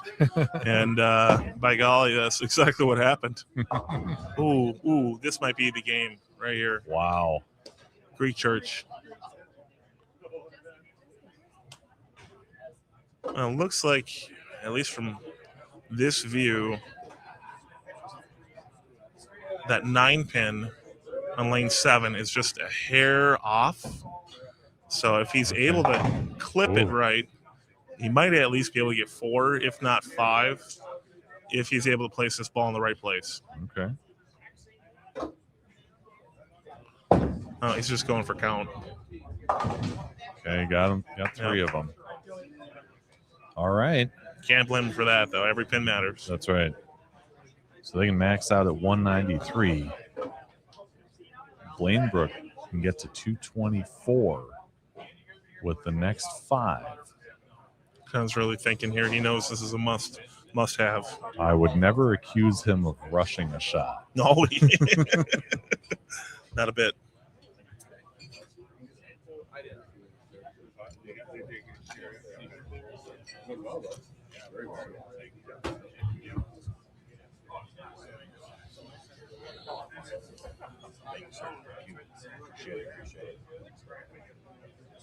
He wants this one. He's in. Yep. Oh. Stone solid 7. He knew he needed that too. Now, if he misses this, things are going to get really interesting. Yeah. Robillard. Strike. Yeah. Had to have it. Had to have it. Looks like they're going to give him the 10th too. Yep.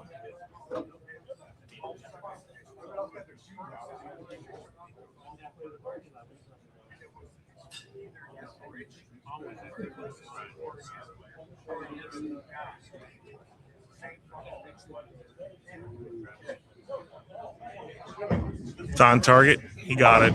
Bingo. All right. So spare there, 53, which means they can go next 4 for 213.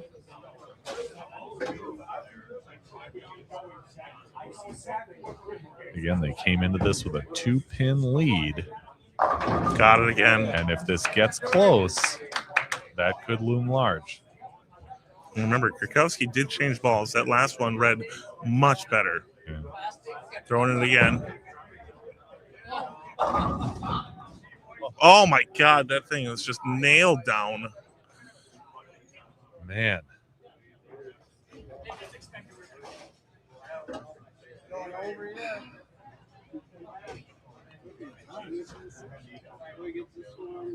Scores keep on creeping closer and closer and closer to each other. Yeah. With a 2-pin difference, this is still up in the air. Sure. Joey, good shot by Joey. Screaming. Got it. Sets him up. Big fill ball here. Another must-have shot.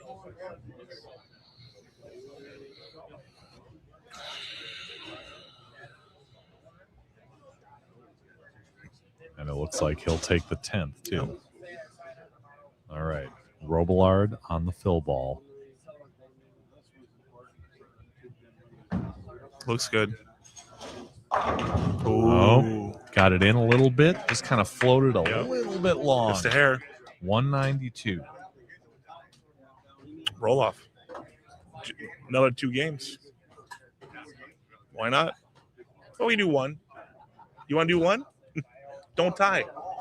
390 is the total for Lakers 1. Krakowski in the 10th.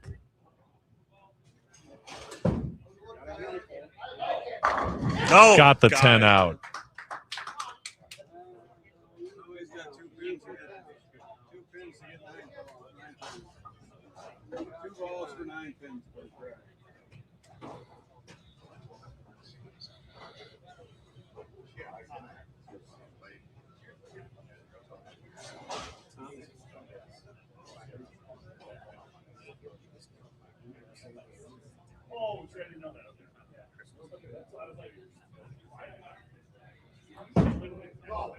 Nice. Got it. Bang. There's your chance. That's going to do it. Wow. Great finish. And Blaine Brook is your 2026 St. Croix Pro Shop Trios champion. And one more for good measure. 202. They win at 402 to 390. What a performance. And the winner of the St. Croix Pro Shop 2026 Trios, Croix Lanes. Congratulations to John Fryer, William Jones, and Tyler Turkowski. 2,550. Congratulations, guys. Yeah. And they earned every penny. Gonna hide me back there.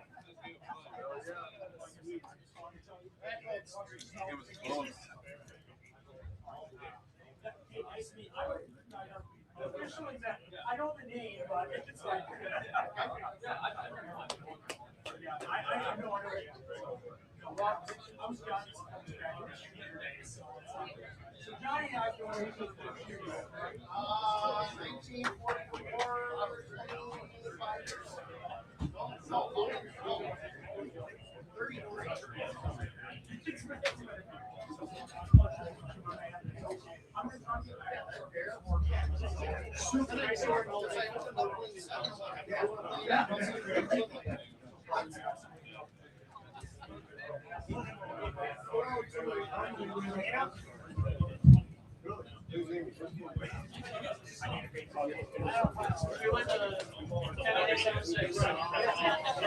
I know. What a great performance, start to finish. Blaine Brook, as we said during the match, just a lot of time during this event in garbage time. And they emerge victorious.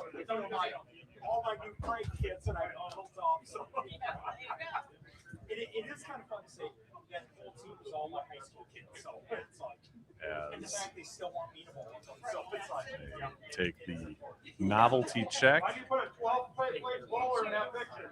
You finished in 12th place. Get him out of there.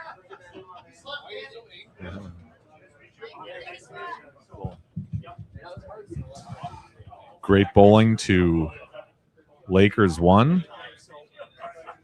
They were in it the whole way till the end, and just a little too much.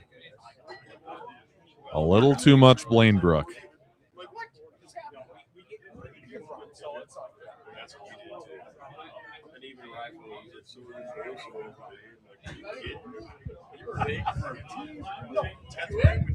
Yeah, me and Trevor put 20 in cash over 300. Oh, it's unbelievable.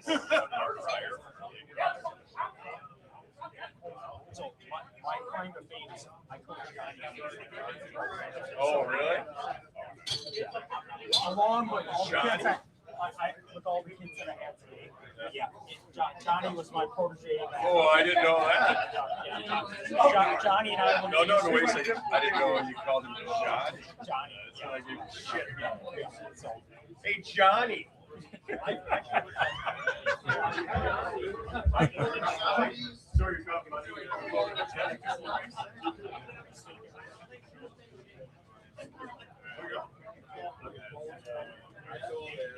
Hey, thank you so much. Had so much fun. It was. We'll be back next. You too. Wow, awesome. There it is. In black and white, and color too.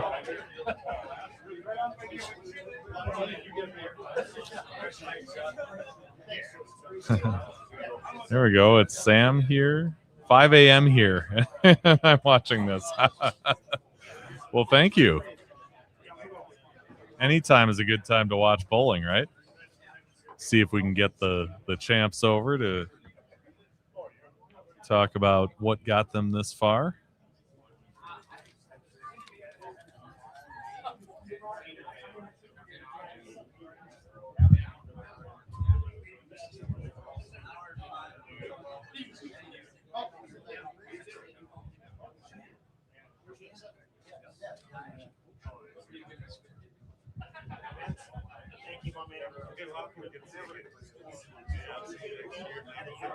I think Mark's on the side of soft. So, buddy, great try. Had so much fun. Thank you. Still fun. All right. Take care, buddy.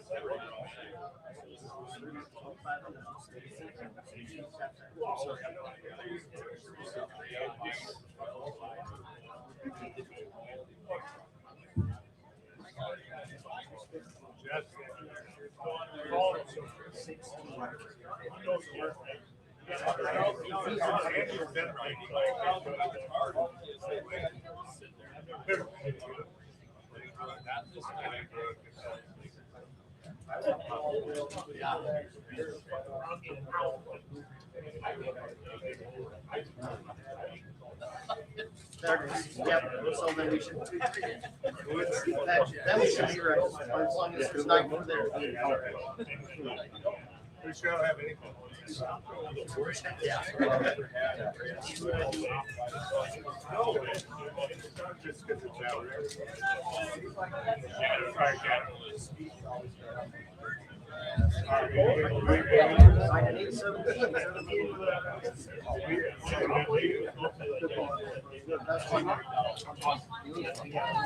I didn't ask how much it was. Hey, hold on. Those ones that printed out home.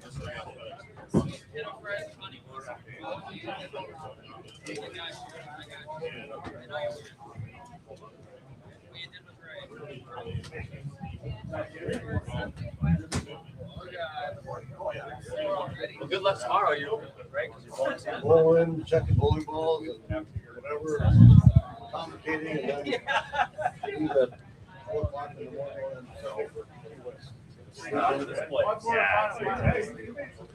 Oh, wow.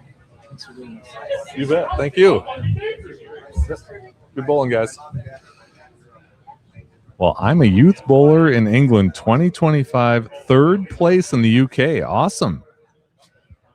Hey, congratulations. That's awesome. Glad to see we have viewership from all the way across the ocean to see Blaine Brook take this championship. Right now, they're stacking dollar bills.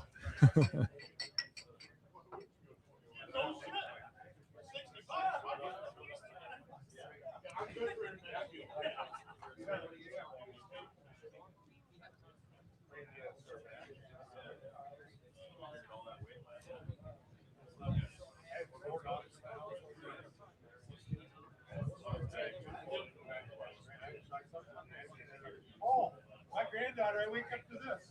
I'm going to do it to you. What's on it? I'm hoping that by 5 a.m. here, I'm staring at the insides of my eyelids.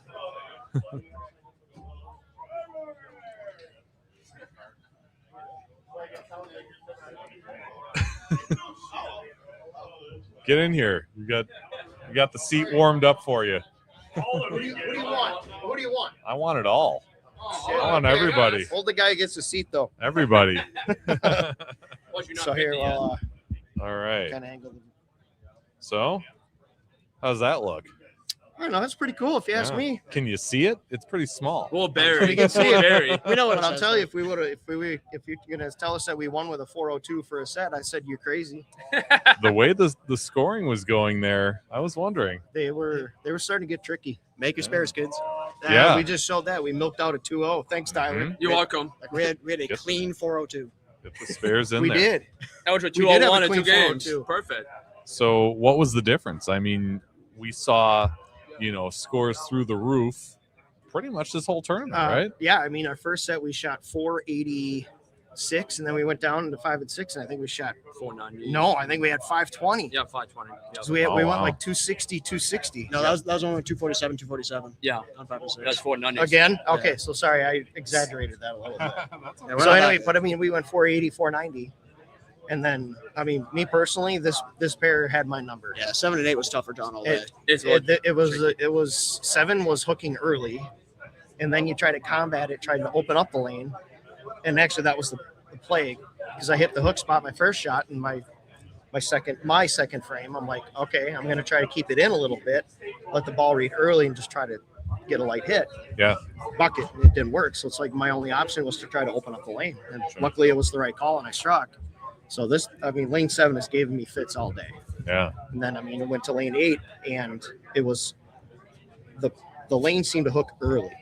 And I was going to anticipate it my first frame. I'm like, no, because every time I've anticipated it was wrong. So I'm like, I'm going to not anticipate it. And sure enough, it jumped and I went 2-4.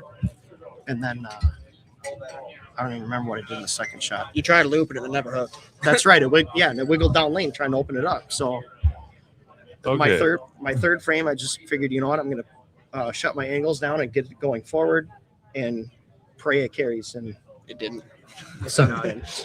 So we've got comments here, and Brock is urging me to read Brandon's comments. Okay, a little thing about my father, since I kind of know the guy a little bit. He likes to throw it to the dry rather than moving his break point in, which normally is the better move. Not today. No, you struck not today. You struck a lot today. Yeah, he's right. I try to tell him to be like me, move in and wrench on it. My attitude was better today than his. Better than mic drop. Wait, can we do it? Hey, better than last weekend.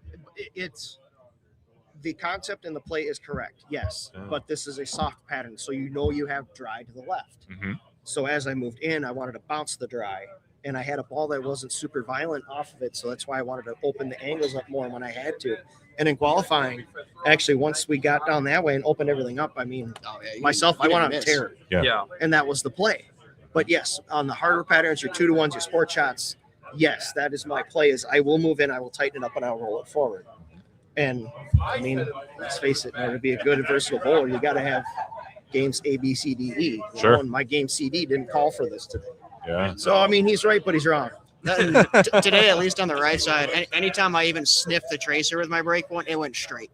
Yeah. There was a cliff. It was very cliffy. It was kind of the opposite ball reaction where if you miss right, you're hoping it doesn't big four, and if you miss left, you're hoping it doesn't bucket. Yeah. Right. And Tyler, you looked like you were having, some moves to be made there between 7 and 8. Yes. I kind of will. For me, I know I fall too fast. The last shot I went 7. I did it work out for me. Then lane 8 when I fought the first shot, I fall too fast. Then but that one read really early. Yes, correct. Trying some different ball, the same ball I've been using all day before I change. So I would go back where I was at. Kind of a little bit, miss a little bit, and still good shot, but everything else going to 10th lane, I was like, I'm going to go for it, see what happens. He goes. Yeah, and then, on 3 and 4, he couldn't get his ball down lane at all with the ball that he was throwing the entire time. Yeah, so we had him ball down a little bit, and luckily it was the right move. We were able to punch out the first game, which gave us some breathing room. But that game was tight before that. Right. We had a tight one over here, but then it got to the point where, the other team had to press to beat us, and unfortunately it didn't happen. So he actually, a couple of games, he had free 10th frames. Yeah. So even if he opened, everything was fine, but he just tried balls to get something reacting for him, and anything that was shiny would not turn the corner for him.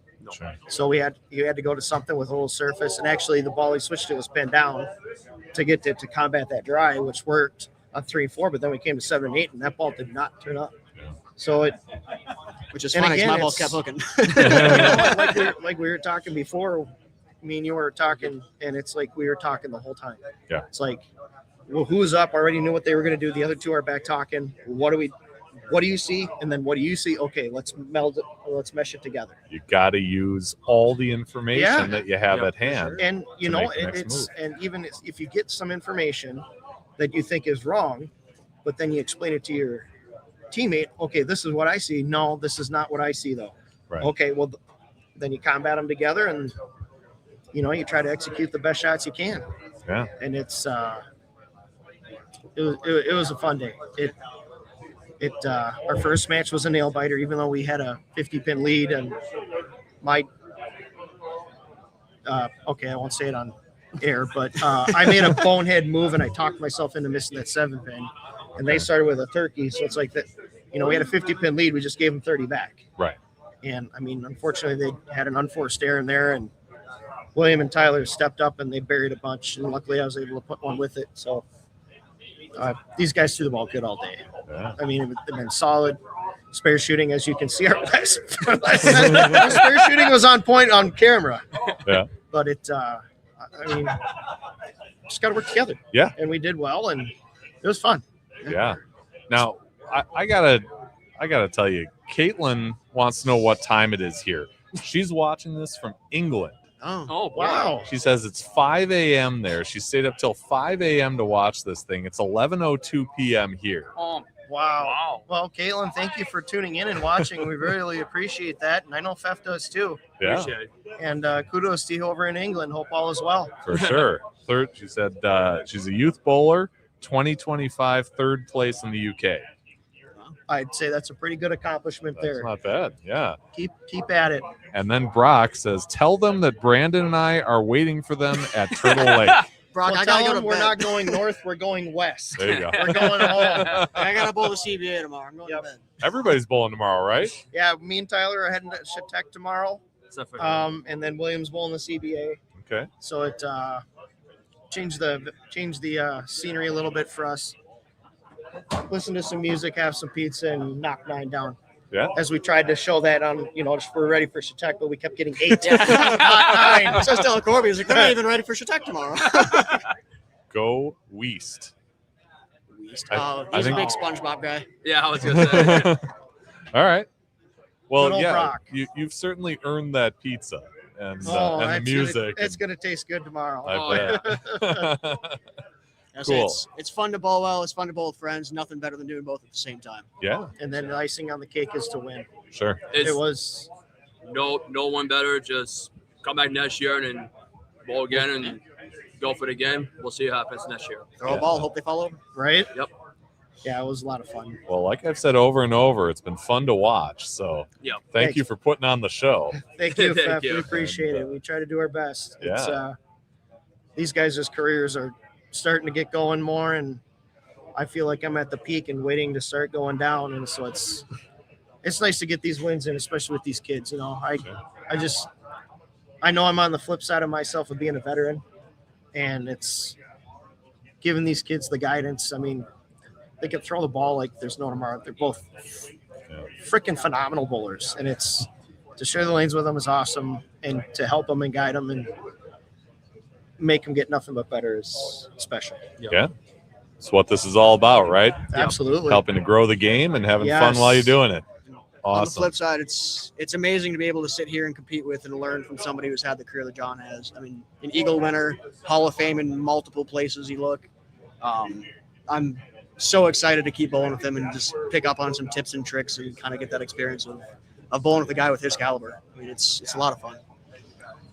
Freshman for me, Swallows, he's a Hall of Famer. He's well to compete with someone of good bowlers. For William, I give him a credit. He'll tell me to calm down myself, not too much, not thinking myself, get my own head and do something, and he'll come talk to me.